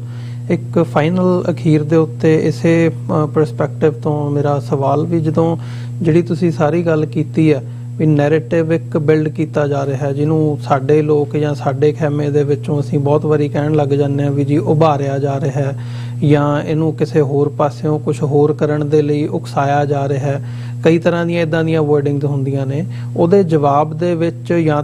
ਅਸੀਂ ਬਹੁਤੀ ਵਾਰੀ ਇਹ ਕਰਦੇ ਹਾਂ, ਸਾਡੇ ਲੋਕਾਂ ਨੇ ਬਹੁਤ ਇਹ ਕੀਤਾ ਕਿ ਠੀਕ ਹੈ ਜੀ, ਸਾਨੂੰ ਇੱਥੇ ਚੁੱਪ ਕਰ ਜਾਣਾ ਚਾਹੀਦਾ, ਜਾਂ ਸਾਨੂੰ ਇੱਥੇ ਡਿਫੈਂਸਿਵ ਮੋਡ ਦੇ ਵਿੱਚ ਆ ਜਾਣਾ ਚਾਹੀਦਾ। ਅੰਮ੍ਰਿਤਪਾਲ ਸਿੰਘ ਹੋਰਾਂ ਦੀ ਅਪਰੋਚ ਰਹੀ ਹੈ ਕਿ ਨਹੀਂ, ਤੁਸੀਂ ਡਿਫੈਂਡ ਨਹੀਂ ਕਰਨਾ, ਤੁਸੀਂ ਮਤਲਬ ਉਸ ਪੋਜੀਸ਼ਨ 'ਚ ਨਾ ਆਓ ਵੀ ਤੁਸੀਂ ਚੁੱਪ ਕਰਕੇ ਬੈਠ ਜਾਓ, ਤੁਸੀਂ ਰੈਦਰ ਉਹਨਾਂ ਨੂੰ ਕਾਊਂਟਰ ਕੁਐਸਚਨ ਕਰੋ, ਕਾਊਂਟਰ ਸਵਾਲ ਕਰੋ। ਮਤਲਬ ਇਹਦੇ ਜਾਂ ਤੇ ਤੁਸੀਂ ਇਸ ਪੋਜੀਸ਼ਨ ਦੇ ਵਿੱਚ ਆ ਜਾਓ, ਪੈਰ ਪਿੱਛੇ ਖਿੱਚ ਲਓ, ਤੇ ਫਿਰ ਉਹ ਤੁਹਾਨੂੰ ਅੱਜ ਆਲਰੇਡੀ ਜੋੜ ਦਿੱਤਾ ਹੈ ਉਹਨਾਂ ਨੇ ISI ਦੇ ਨਾਲ, ਪਾਕਿਸਤਾਨ ਦੇ ਨਾਲ, ਤੇ ਉਹ ਇੱਕ ਵੱਡੀ ਕਨਸਪੀਰੇਸੀ ਬਣਾ ਕੇ ਤੁਹਾਡੇ ਤੇ ਹੁਣ UAPA ਲਾਉਣ, NSA ਲਾਉਣ ਜਾਂ ਕੁਝ ਹੋਰ ਲਾਉਣ। ਕੱਲ ਨੂੰ ਉਹ ਕੀ ਕਰਨਗੇ ਉਹ ਸਮਾਂ ਦੱਸੂਗਾ, ਤੇ ਫਿਰ ਤੁਹਾਡੇ ਕੋਲ ਉਸ ਗੱਲ ਦਾ ਕੋਈ ਜਵਾਬ ਨਹੀਂ ਹੈਗਾ, ਜਾਂ ਫਿਰ ਉੱਥੇ ਕੁਝ ਹੋਰ ਤੁਹਾਡੇ ਕੋਲ ਆਪਸ਼ਨ ਹੈਗੀ ਜਿਹੜੀ ਤੁਸੀਂ ਕਰ ਸਕਦੇ ਹੋ। ਦੇਖੋ, ਵੈਸੇ ਤਾਂ ਜੇ ਮਿਲਟਰੀ ਐਕਸਪੀਡੀਸ਼ਨਸ ਦੀ ਦੁਨੀਆ 'ਚ ਇੱਕ ਬੜਾ ਵੱਡਾ ਜਨਰਲ ਨੈਪੋਲੀਅਨ, ਬੇਸ਼ੱਕ ਐਂਡ ਉਸ ਦਾ ਵਾਟਰਲੂ ਦੀ ਜੰਗ 'ਚ ਹੋਇਆ ਔਰ ਬਾਅਦ 'ਚੋਂ ਕੈਦ ਦੇ ਵਿੱਚ ਹੀ ਮਰਿਆ ਬ੍ਰਿਟਿਸ਼ਰਸ ਦੀ, ਉਸ ਦਾ ਇੱਕ ਬੜਾ ਪਪੂਲਰ ਹੈ ਕਿ ਵੀ ਉਹਦੀ ਫੌਜ ਘਿਰੀ ਹੋਈ ਹੈ। ਉਹਦੇ ਜਿਹੜੇ ਜੂਨੀਅਰ ਜਨਰਲ ਨੇ ਉਹ ਆ ਕੇ ਪੁੱਛਦੇ ਨੇ ਕਿ ਜੀ ਇਹ ਸਾਡੀ ਫਲੈਂਕ ਵੀ ਘਿਰ ਗਈ, ਉਹ ਵੀ ਘਿਰ ਗਈ, ਕੀ ਕਰੀਏ? ਤਾਂ ਉਸ ਨੇ ਕਿਹਾ attack and attack and attack. So ਇਹ ਫੌਜ ਦੇ ਵਿੱਚ ਇਹਦੇ ਚੋਂ ਹੀ ਇਹ ਨਿਕਲਿਆ ਹੈ ਕਿ best farm of defence is attack, ਕਿ ਵੀ ਤੁਸੀਂ ਜਿਹੜਾ ਸਿਰ ਚੜ੍ਹ ਕੇ ਰਹਿਣਾ। ਔਰ ਈਵਨ ਜਿਸ ਮਾਝੇ ਨਾਲ ਜਿਹੜਾ ਹੈ ਉਹ ਸਾਰੇ ਸਾਡਾ ਇਤਿਹਾਸ ਦਾ ਇੱਕ ਵੱਡਾ ਹਿੱਸਾ ਜੁੜਿਆ ਹੋਇਆ ਉੱਥੋਂ ਦੇ ਜੁਝਾਰੂਆਂ ਨਾਲ, ਪੁਰਾਤਨ ਸਿੰਘਾਂ ਸਿੰਘਣੀਆਂ ਨਾਲ, ਉਹਨਾਂ ਦਾ ਇੱਕ ਪੋਪੂਲਰ ਅਖਾਣ ਹੈ ਕਿ ਚੜ੍ਹ ਕੇ ਰਹੋ। ਹੁਣ ਚੜ੍ਹ ਕੇ ਰਹਿਣ ਦਾ ਮਤਲਬ, ਔਰ ਮੈਂ ਸਮਝਦਾ ਹਾਂ ਵੀ ਜੇ ਸੰਤ ਜਰਨੈਲ ਸਿੰਘ ਖਾਲਸਾ ਪਿੰਡਰਾਂ ਵਾਲਿਆਂ ਦਾ ਵੀ ਅਸੀਂ ਨੈਰੇਟਿਵ ਦੇਖੀਏ, ਤੇ ਜੇ ਤੁਸੀਂ ਅਦਰਵਾਈਜ਼ ਗਰਾਊਂਡ ਦੀ ਹਕੀਕਤ ਦੇਖੋ ਕਿ ਭਾਈ 100 200 300 ਸਿੰਘ ਤੁਹਾਡੇ 19 ਟ੍ਰੈਡੀਸ਼ਨਲ ਵੈਪਨਸ ਦੇ ਨਾਲ SLR ਜਾਂ ਵੱਧ ਤੋਂ ਵੱਧ ਲਾਈਟ ਮਸ਼ੀਨ ਗਨਸ ਔਰ ਇੱਕ ਸਟੇਟ ਦੇ ਨਾਲ ਤੁਸੀਂ ਟੱਕਰ ਲੈ ਰਹੇ ਹੋ ਜੀ, ਉਹ ਕਿੰਨੇ ਕੁ ਦਿਨ ਸਰਵਾਈਵ ਕਰਨਗੇ ਜਾਂ ਤੁਸੀਂ ਉਹਨਾਂ ਨੂੰ ਕਿਵੇਂ ਡਿਫੀਟ ਕਰ ਸਕਦੇ ਹੋ? ਹੁਣ ਜੇ ਤਾਂ ਹਿਸਾਬਾਂ ਕਿਤਾਬਾਂ ਵਾਲਾ ਕੰਮ ਹੋਏ, ਫਿਰ ਤਾਂ ਤੁਹਾਨੂੰ ਦੁਸ਼ਮਣ ਦਾ ਨੈਰੇਟਿਵ ਲੈ ਲੈਣਾ ਚਾਹੀਦਾ ਹੈ ਕਿ ਤੁਸੀਂ 2% ਹੈਗੇ ਹੋ ਤੇ ਤੁਸੀਂ 98% ਦੀ ਵਿਲ ਦੇ ਸਾਹਮਣੇ ਅੜ ਨਹੀਂ ਸਕਦੇ, ਔਰ ਤੁਸੀਂ ਸਬਮਿਟ ਕਰ ਦਿਓ 98%। ਉਹ ਤਾਂ ਫਿਰ ਗੱਲ ਹੀ ਮੁੱਕ ਜਾਂਦੀ ਹੈ। ਰੌਲਾ ਤਾਂ ਇਹੀ ਹੈ, ਜੇ ਤੁਹਾਡੀ ਰਾਜ ਸ਼ਕਤੀ ਵੀ ਤੁਹਾਡੀ ਟੈਂ ਹੁੰਦੀ ਹੈ। ਗੱਲ ਇਹੀ ਜਦੋਂ ਕਿਸਾਨ ਅੰਦੋਲਨ ਦੇ ਵੇੜੇ, ਜੇ ਤੁਸੀਂ ਉਹਨਾਂ ਦੇ ਐਗਰੀਕਲਚਰ ਮਿਨਿਸਟਰ ਤੋਮਰ ਤੋਂ ਲੈ ਕੇ ਉਹਨਾਂ ਦੇ ਸਾਰੇ ਜਿੰਨੇ ਕੁ ਵੀ ਇੱਧਰ ਉੱਧਰ ਉਹਨਾਂ ਦਾ ਸਪੋਰਟ ਬੇਸ ਸੀ, ਉਹੀ ਕਹਿੰਦੇ ਸੀ ਜੀ ਸਾਰੇ ਭਾਰਤ ਦੇ ਕਿਸਾਨਾਂ ਨੇ ਤਾਂ ਮੰਨ ਲਿਆ, ਆਹੀ 2% ਨੇ ਜਿਹੜੇ ਨਹੀਂ ਮੰਨਦੇ, ਨਾ ਸਹੀ, ਇਹਨਾਂ ਦੀ ਕੀ ਪਰਵਾਹ ਹੈ, ਬਾਕੀ ਤਾਂ ਅਸੀਂ ਗੈਜ਼ਟ 'ਚ ਵੀ ਉਹਨੂੰ ਲੈ ਆਂਦਾ, ਦੂਜਾ ਵੀ ਕਰਤਾ। ਪਰ ਜ਼ਮਾਨੇ ਨੇ ਦੇਖਿਆ ਕਿ ਉਹ 2% ਅੜਿਆ, ਉਸਨੇ 800 ਕੁਰਬਾਨੀਆਂ ਦਿੱਤੀਆਂ, ਜਾਨਾਂ ਕੁਰਬਾਨ ਕੀਤੀਆਂ। ਅਲਟੀਮੇਟਲੀ ਗੁਰੂ ਨਾਨਕ ਸਾਹਿਬ ਦੇ ਪ੍ਰਕਾਸ਼ ਪੁਰਬ ਦੇ ਮੌਕੇ ਮੈਨੂੰ ਨਹੀਂ ਲੱਗਦਾ ਦੁਨੀਆ ਦੇ ਕਿਸੇ ਵੀ ਪਾਰਲੀਮੈਂਟਰੀ ਹਿਸਟਰੀ 'ਚ ਐਸਾ ਹੋਇਆ ਕਿ 3 ਕਾਨੂੰਨ ਜਿਹੜੇ ਪਾਰਲੀਮੈਂਟ ਨੇ ਪਾਸ ਕੀਤੇ ਹੋਣ, ਪ੍ਰੋਪਰਲੀ ਪ੍ਰੈਜ਼ੀਡੈਂਟ ਦੇ ਸਿਗਨੇਚਰ ਹੋਣ, ਨੋਟੀਫਾਈ ਹੋ ਚੁੱਕੇ ਹੋਣ ਕੁਝ ਸਟੇਟਾਂ ਦੇ ਵਿੱਚ ਜੀ, ਉਹਨਾਂ ਨੂੰ ਇੱਕ ਪ੍ਰਾਈਮ ਇਹਨੇ ਇਹ ਵੀ ਸਾਬਤ ਕਰ ਦਿੱਤਾ ਵੀ ਇਹ ਕਿਸ ਕਿਸਮ ਦੀ ਡੈਮੋਕ੍ਰੇਸੀ ਹੈ। ਜਦੋਂ ਕਾਨੂੰਨ ਪਾਸ ਕਰਾਏ ਸੀ ਉਦੋਂ ਵੀ ਕਿਸੇ ਦੀ ਮਰਜ਼ੀ ਨਹੀਂ ਸੀ, ਕਿਉਂਕਿ ਮੈਜੋਰੀਟੇਰੀਅਨਿਜ਼ਮ ਹੈ ਜੀ, ਔਰ ਵਾਪਸ ਲੈਣ ਵੇਲੇ ਵੀ ਇੱਕ ਬੰਦਾ ਮਾਫੀ ਮੰਗ ਕੇ ਉਹਨਾਂ ਨੂੰ ਵਾਪਸ ਲੈ ਲੈਂਦਾ। ਲੇਕਿਨ ਇਹਨੇ ਇੱਕ ਹਿਸਟਰੀ ਸਿਰਜੀ, ਔਰ ਮੈਂ ਸਮਝਦਾ ਕਿ ਜੇ ਅਸੀਂ ਆਪਣੇ ਇਤਿਹਾਸ ਨੂੰ ਹੀ ਦੇਖੀਏ, ਦੇਖਣ ਨੂੰ ਤਾਂ ਤੁਸੀਂ ਦੁਨੀਆ ਦੀਆਂ 36 ਜਿਹੜੀਆਂ ਨੇ ਹੋਰ ਫਰੀडम ਸਟਰਗਲਸ ਦੀ ਉਦਾਹਰਣ ਦੇ ਸਕਦੇ ਹੋ, ਪਰ ਮੈਂ ਸਮਝਦਾ ਵੀ ਜਿਹੜੀ ਚੀਜ਼ ਸਾਡੇ ਹੱਡਾਂ 'ਚ ਰਚੀ ਹੋਈ ਹੈ, ਸਾਡੇ ਜੀਨਸ ਦੇ ਵਿੱਚ ਹੈ, 300 ਸਾਲ ਕੋਈ ਬਹੁਤ ਵੱਡਾ ਵਕਤ ਨਹੀਂ ਹੁੰਦਾ, ਕਿੰਨੀਆਂ ਸਾਰੀਆਂ 15 ਜਨਰੇਸ਼ਨਾਂ ਬਣਦੀਆਂ। ਔਰ ਅੰਮ੍ਰਿਤਪਾਲ ਸਿੰਘ, ਜਿਵੇਂ ਸੰਤ ਜਰਨੈਲ ਸਿੰਘ ਪਿੰਡਰਾਂ ਵਾਲੇ, ਦੇਖੋ ਜਿਹੜਾ ਗੁਰੂ ਦੇ ਉੱਤੇ ਇਤਕਾਦ ਕਰਦਾ ਹੈ, ਭਰੋਸਾ ਕਰਦਾ ਹੈ, 1.25 ਲੱਖ ਖਾਲਸਾਈ ਸਪਿਰਿਟ 'ਚ ਯਕੀਨ ਰੱਖਦਾ ਹੈ, ਔਰ ਉਹਨੂੰ ਹੈ ਵੀ ਗੁਰੂ ਨੇ ਸਾਨੂੰ ਫਤਿਹ ਦੇਣੀ ਹੈ, ਅਲਟੀਮੇਟਲੀ ਅਸੀਂ ਗੁਰੂ ਦੇ ਅੱਗੇ ਆਪਾ ਸਮਰਪਣ ਕਰਨਾ ਹੈ, ਗੁਰੂ ਦੇ ਅੱਗੇ ਅਸੀਂ ਸੀਸ ਭੇਟ ਕੀਤਾ ਹੈ, ਸੀਸ ਗੁਰੂ ਦਾ, ਅਸੀਂ ਅਣਖ ਔਰ ਗੈਰਤ ਦੇ ਨਾਲ ਲੜਨਾ। ਹੁਣ ਅਣਖ ਔਰ ਗੈਰਤ ਵਾਲੇ ਸੌਦੇਬਾਜ਼ੀਆਂ 'ਚ ਨਹੀਂ ਪੈਂਦੇ, ਇਸ ਗੱਲ ਦਾ ਬਿਲਕੁਲ। ਔਰ ਮੈਂ ਵੀ ਆਪਣੀਆਂ ਪ੍ਰੈਜੈਂਟੇਸ਼ਨਸ ਕਹਿੰਦਾ ਕਿ ਭਾਈ ਜਦੋਂ ਅਸੀਂ ਸ਼ਲੋਕ ਵਾਰਾਂ ਤੇ ਵਧੇਕ ਗੁਰੂ ਨਾਨਕ ਸਾਹਿਬ ਦੀ ਬਾਣੀ ਦਾ ਇਹ ਸ਼ਲੋਕ ਦੇਖਦੇ ਹਾਂ ਕਿ ਜੋ ਤੋ ਪ੍ਰੇਮ ਖੇਲਨ ਕਾ ਚਾਓ, ਸਿਰ ਧਰ ਤਲੀ ਗਲੀ ਮੇਰੀ ਆਓ, ਇਤ ਮਾਰਗ ਪੈਰ ਧਰੀਜੈ, ਸਿਰ ਦੀਜੈ ਕਾਣ ਨਾ ਕੀਜੈ। ਇੱਕ ਉਹ ਨੇ ਪਿਆਰ ਦੀ ਖੇਡ ਖੇਡਣ ਵਾਲੇ, ਸਿਰ ਤਲੀ ਤੇ ਰੱਖ ਕੇ ਜੂਝਣ ਵਾਲੇ ਜੀ। ਪਰ ਇਸ ਦੇ ਨਾਲ ਹੀ ਅਗਲਾ ਸ਼ਲੋਕ ਵਾਰਾਂ ਤੇ ਵਧੇਕ ਹੈ, ਨਾਲ ਕਿਰਾੜਾ ਦੋਸਤੀ, ਕੂੜਾ ਕੂੜੀ ਪਾਏ, ਮਰਨ ਨਾ ਜਾਪੈ, ਮੂਲਿਆ ਆਵੇ ਕਿਸੇ ਥਾਂ। ਹੁਣ ਕਿਰਾੜ ਹੈ, ਕਿਰਾੜ ਬਿਰਤੀ, ਜਿਹੜੇ ਫਾਇਦਾ ਨੁਕਸਾਨ ਦੇਖਦੇ ਨੇ ਕਿ ਵੀ ਜੇ ਤੁਸੀਂ ਇੱਕ ਪਾਸੇ ਪ੍ਰੇਮ ਖੇਡ ਹੈ, ਇੱਕ ਪਾਸੇ ਤੁਹਾਡੀ ਕਿਰਾੜ ਬਿਰਤੀ ਹੈ ਜਿਹਦੇ 'ਚ ਤੁਸੀਂ ਲਾਭ ਹਾਨ ਦੇਖਣਾ ਹੈ। ਜੇ ਲਾਭ ਹਾਨ ਦੇਖਣਾ ਹੈ ਫਿਰ ਤਾਂ ਇਹ ਸਿੱਖੀ ਤਾਂ ਲਾਭ ਹਾਨ ਦਾ ਰਸਤਾ ਹੀ ਨਹੀਂ ਹੈ। ਇਹ ਤਾਂ ਅਣਖ, ਗੈਰਤ, ਸੱਚ, ਹੱਕ, ਇਨਸਾਫ ਜਿਹੜੀ ਗੁਰੂ ਨੇ ਉਹ ਇਨਸਾਨ ਉਸ ਧਰਤੀ ਦੇ ਉੱਤੇ ਪੈਦਾ ਕੀਤੇ ਜਿਹੜੇ ਪੂਜਾ ਅਕਾਲ ਕੀ ਪਰਚਾ ਸ਼ਬਦ ਕਾ ਦੀਦਾਰ ਖਾਲਸੇ ਕਾ, ਤੇ ਉਹ ਸਮਝਦੇ ਨੇ ਕਿ ਭਾਈ ਅਸੀਂ ਅਕਾਲ ਪੁਰਖ ਦੀ ਫੌਜ ਹੈ, ਅਸੀਂ ਸੱਚ, ਹੱਕ, ਇਨਸਾਫ ਦੇ ਲਈ ਖਲੋਤੇ ਹਾਂ ਔਰ ਅਸੀਂ ਇਹਦੇ ਲਈ ਜੂਝਣਾ। ਔਰ ਮੈਂ ਸਮਝਦਾ ਕਿ ਇਸੇ ਨੂੰ ਹੀ ਚੜ ਕੇ ਰਹਿਣਾ ਕਹਿੰਦੇ ਨੇ, ਇਹਨੂੰ ਹੀ ਆਫੈਂਸ ਕਹਿੰਦੇ ਨੇ ਔਰ ਇਹਨੂੰ ਹੀ ਕਹਿੰਦੇ ਨੇ ਕਿ ਭਾਈ ਤੁਸੀਂ ਜਿਹੜੀ ਹੈ ਉਹ ਢਹਿੰਦੀ ਕਲਾ ਦੀ ਗੱਲ ਨਹੀਂ ਕਰਨੀ ਹੈ। ਉਹੀ ਤੁਹਾਡੀ ਸਵਾ ਲੱਖੀ ਸਪਿਰਿਟ ਹੈ। 18ਵੀਂ ਸਦੀ 'ਚ ਵੀ ਸਾਡੀ ਸਵਾ ਲੱਖੀ ਸਪਿਰਿਟ ਨੇ। ਦੋਨੋਂ ਜਿਹੜੇ ਵੱਡੇ ਪਾਵਰਫੁਲ ਰਜੀਮ ਸੀ, ਮੁਗਲਿਆ ਸਲਤਨਤ ਵੀ, ਦਰਾ ਖੈਬਰ ਪਾਰ ਦੇ ਹਮਲਾਵਰ ਵੀ, ਦੱਖਣ ਤੋਂ ਆਉਣ ਵਾਲੇ ਮਰਾਠੇ ਵੀ, ਉਹਨਾਂ 'ਚ ਅਸੀਂ ਆਪਣੀ ਆਜ਼ਾਦੀ ਜਿੱਤੀ ਔਰ ਅੱਜ ਵੀ ਅਲਟੀਮੇਟਲੀ ਹਕੂਮਤਾਂ ਝੁਕਦੀਆਂ ਨੇ। ਅਜੇ ਅਸੀਂ ਝੁਕਾ ਕੇ ਦੇਖਿਆ ਔਰ ਅੱਜ ਵੀ ਬੇਸ਼ੱਕ ਇਹ ਗੱਲ ਜਿਹੜੀ ਹੈ ਪਿਛਲੇ ਦਿਨਾਂ 'ਚ ਸਤਪਾਲ ਮਲਿਕ ਜਿਹੜਾ ਕਦੇ ਮੇਘਾਲਿਆ ਦਾ ਗਵਰਨਰ ਰਿਹਾ, ਉਹਦੀ ਹੁਣ ਉਹਨਾਂ ਨੇ ਸਿਕਿਉਰਿਟੀ ਵੀ ਵਾਪਸ ਲੈ ਲਈ ਤੇ ਉਹ ਇੰਟਰਵਿਊ ਦੇ ਰਿਹਾ ਸੀ ਤਾਂ ਉਹਨੂੰ ਉਹਨਾਂ ਨੇ ਪੁੱਛਿਆ ਕਿ ਵੀ ਅੰਮ੍ਰਿਤਪਾਲ ਸਿੰਘ ਨਵਾਂ ਆ ਗਿਆ ਔਰ ਉਹਨੇ ਕਿਹਾ ਵੀ ਮੈਂ ਉਹਦਾ ਚਿਹਰਾ ਦੇਖਿਆ, ਉਹਦੇ ਚਿਹਰੇ ਤੇ ਗੁੱਸਾ ਹੈ ਔਰ ਗੁੱਸਾ ਜਾਇਜ਼ ਹੈ ਕਿ ਸਿੱਖਾਂ ਦੇ ਨਾਲ ਅਸੀਂ ਕੀ ਕੀਤਾ 47 ਤੋਂ ਬਾਅਦ, ਅਸੀਂ ਉਹਨਾਂ ਦੇ ਨਾਲ ਕੀ ਸਲੂਕ ਕੀਤਾ। ਉਹਨਾਂ ਨੇ ਸਭ ਤੋਂ ਜ਼ਿਆਦਾ ਨੁਕਸਾਨ ਉਹਨਾਂ ਨੇ 47 'ਚ ਉਠਾਇਆ, ਉਹਨਾਂ ਦੀਆਂ ਜ਼ਮੀਨਾਂ ਉਹ ਸਭ ਕੁਝ ਛੱਡ ਕੇ ਆਏ, ਅਸੀਂ ਉਹਨਾਂ ਦੇ ਨਾਲ ਠੀਕ ਨਹੀਂ ਕੀਤਾ। ਫਿਰ ਉਹਨੇ ਕਿਹਾ, ਈਵਨ ਮੈਂ ਕੱਲ ਵੀ ਦੇਖ ਰਿਹਾ ਸੀ ਇੱਕ ਹੋਰ ਇੰਟਰਵਿਊ ਮਨਦੀਪ ਪੂਨੀਆ ਦੇ ਨਾਲ ਜਿਹੜਾ ਜਾਟ ਹੈ ਖੁਦ, ਔਰ ਉਹ ਉਸੇ ਅੰਦਾਜ਼ ਗੱਲ ਕਰ ਰਿਹਾ। ਉਹ ਕਹਿੰਦਾ 84 ਕਹਿੰਦੇ ਵੀ ਅੱਜ ਤੱਕ ਵੀ ਕੋਈ ਨੈਸ਼ਨਲ ਕੰਸੈਂਸਸ ਬਣਾ ਕੇ ਮਾਫੀ ਮੰਗਣ ਤੱਕ ਵੀ ਕੋਈ ਨਹੀਂ ਆਇਆ ਔਰ ਉਹਨੇ ਕਿਹਾ ਕਿ ਵੀ ਇਹ ਠੀਕ ਨਹੀਂ ਹੈ। ਹਾਲਾਂ ਉਹਨੇ ਅਖੀਰ 'ਚ ਇਹ ਫੀਅਰ ਜ਼ਾਹਰ ਕੀਤਾ ਕਿ ਵੀ ਇਹ ਜਦੋਂ ਵਾਇਲੈਂਸ ਹੁੰਦੀ ਹੈ ਸਰਕਾਰਾਂ ਨੂੰ ਮੌਕਾ ਮਿਲ ਜਾਂਦਾ ਦਬਾਉਣ ਦਾ ਔਰ ਦੂਜੇ ਦਾ ਵੀ ਇਹ ਜੇ ਵਾਇਲੈਂਸ ਦਾ ਰਸਤਾ ਜਾਏਗਾ ਤਾਂ ਨੁਕਸਾਨ ਹੋਏਗਾ। ਪਰ ਹੁਣ ਤੋਰ ਕੌਣ ਰਿਹਾ ਵਾਇਲੈਂਸ ਦੇ ਰਸਤੇ? ਦੇਖੋ ਇਹ ਤਾਂ ਨਹੀਂ ਹੈ ਕੋਈ ਅੰਮ੍ਰਿਤਪਾਲ ਸਿੰਘ ਨੇ ਕੋਈ ਫੌਜ ਤਾਂ ਨਹੀਂ ਤਿਆਰ ਕੀਤੀ ਕਿ ਭਾਈ ਉਹਨੇ ਕੋਈ ਕਾਲ ਦਿੱਤੀ ਹੋਏ ਕਿ ਭਾਈ ਹਾਂ ਉਹਨੇ ਸਿਧਾਂਤ ਨੂੰ ਇੰਟਰਪ੍ਰੇਟ ਕੀਤਾ ਕਿ ਭਾਈ ਸਾਡੇ ਗੁਰੂਆਂ ਨੇ ਸਾਨੂੰ ਸ਼ਸਤਰ ਦਿੱਤੇ ਨੇ ਔਰ ਸਾਡੇ ਲਈ ਜਿਹੜਾ ਜਦੋਂ ਬਾਕੀ ਦਰਵਾਜ਼ੇ ਬੰਦ ਹੋਣ ਔਰ ਇਹ ਕੋਈ ਉਹਨੇ ਕੋਈ ਅਲੋਕਾਰ ਗੱਲ ਨਹੀਂ ਕਹੀ। ਇਹੀ ਤੁਸੀਂ UN ਦੇ ਜਿਹੜਾ ਚਾਰਟਰ ਆਫ ਹਿਊਮਨ ਰਾਈਟਸ ਹੈ ਉਹਦੇ ਪ੍ਰੀਐਂਬਲ 'ਚ ਲਫ਼ਜ਼ ਦੇਖਦੇ ਹੋ, if a man is not to be compelled as a last resort to rebellion his human rights must be protected by the rule of the law. Very simple. ਬਿਲਕੁਲ। So ਅੱਜ ਦੇ show ਦੇ ਵਿੱਚ ਇੰਨਾ ਹੀ। ਇੱਥੇ ਹੀ ਅਸੀਂ ਤੁਹਾਡੇ ਕੋਲੋਂ ਜਿਹੜੇ ਦਰਸ਼ਕ ਸਾਡੇ ਨਾਲ ਇਸ ਵਕਤ ਜੁੜੇ ਹੋਏ ਆ ਇਜਾਜ਼ਤ ਚਾਹਾਂਗੇ ਤੇ ਵਿਊਅਰਸ ਆਉਣ ਵਾਲੇ ਸਮੇਂ ਦੇ ਵਿੱਚ ਜਿਵੇਂ ਜਿਵੇਂ ਨਵੀਆਂ ਡਿਵੈਲਪਮੈਂਟਸ ਜਾਂ ਨਵੀਆਂ ਅਪਡੇਟਸ ਪੰਜਾਬ ਦੀ ਧਰਤੀ ਦੇ ਉੱਤੋਂ ਆਉਣਗੀਆਂ ਤੇ ਉਹਨਾਂ ਦੇ ਨਾਲ ਅਸੀਂ ਤੁਹਾਡੀ ਕਚਹਿਰੀ ਦੇ ਵਿੱਚ ਹਾਜ਼ਰ ਹੁੰਦੇ ਰਹਾਂਗੇ। ਸੋਸ਼ਲ ਮੀਡੀਆ ਤੇ ਤੁਸੀਂ ਸਾਨੂੰ TV84 ਦੇ ਪਲੇਟਫਾਰਮਸ ਨੂੰ ਫੋਲੋ ਕਰ ਸਕਦੇ ਹੋ। ਸਾਡੀ ਕੋਸ਼ਿਸ਼ ਹੈ ਜੋ ਜਿਵੇਂ ਜਿਵੇਂ ਟਾਈਮਲੀ ਉੱਥੇ ਵਾਪਰ ਰਿਹਾ ਇਸ ਵਕਤ ਉਹਨੂੰ ਰਾਈਟ ਵੇ ਅਸੀਂ ਪੋਸਟ ਕਰਦੇ ਰਹੀਏ। ਸੋ ਸਾਡੇ ਸ਼ੋਜ਼ ਵੀ ਜਿਹੜੇ ਨੇ ਉਹ ਵੀਕਲੀ ਹੁੰਦੇ ਆ ਤੇ ਨਵੀਆਂ ਡਿਵੈਲਪਮੈਂਟਸ ਦੇ ਨਾਲ ਤੁਹਾਡੇ ਸਾਹਮਣੇ ਹਾਜ਼ਰੀ ਭਰਾਂਗੇ। ਸੋ ਇਹਨਾਂ ਹੀ ਸ਼ਬਦਾਂ ਦੇ ਨਾਲ ਇਜਾਜ਼ਤ ਚਾਹਾਂਗੇ ਅੱਜ ਦੇ ਇਸ ਸ਼ੋਅ ਦੇ ਵਿੱਚ। ਡਾਕਟਰ ਸਾਹਿਬ ਬਹੁਤ ਬਹੁਤ ਧੰਨਵਾਦ। ਫਤਿਹ ਦੀ ਸਾਂਝ ਪਾਈ ਅੰਤ ਦੇ ਵਿੱਚ। ਵਾਹਿਗੁਰੂ ਜੀ ਕਾ ਖਾਲਸਾ, ਵਾਹਿਗੁਰੂ ਜੀ ਕੀ ਫਤਿਹ ਜੀ।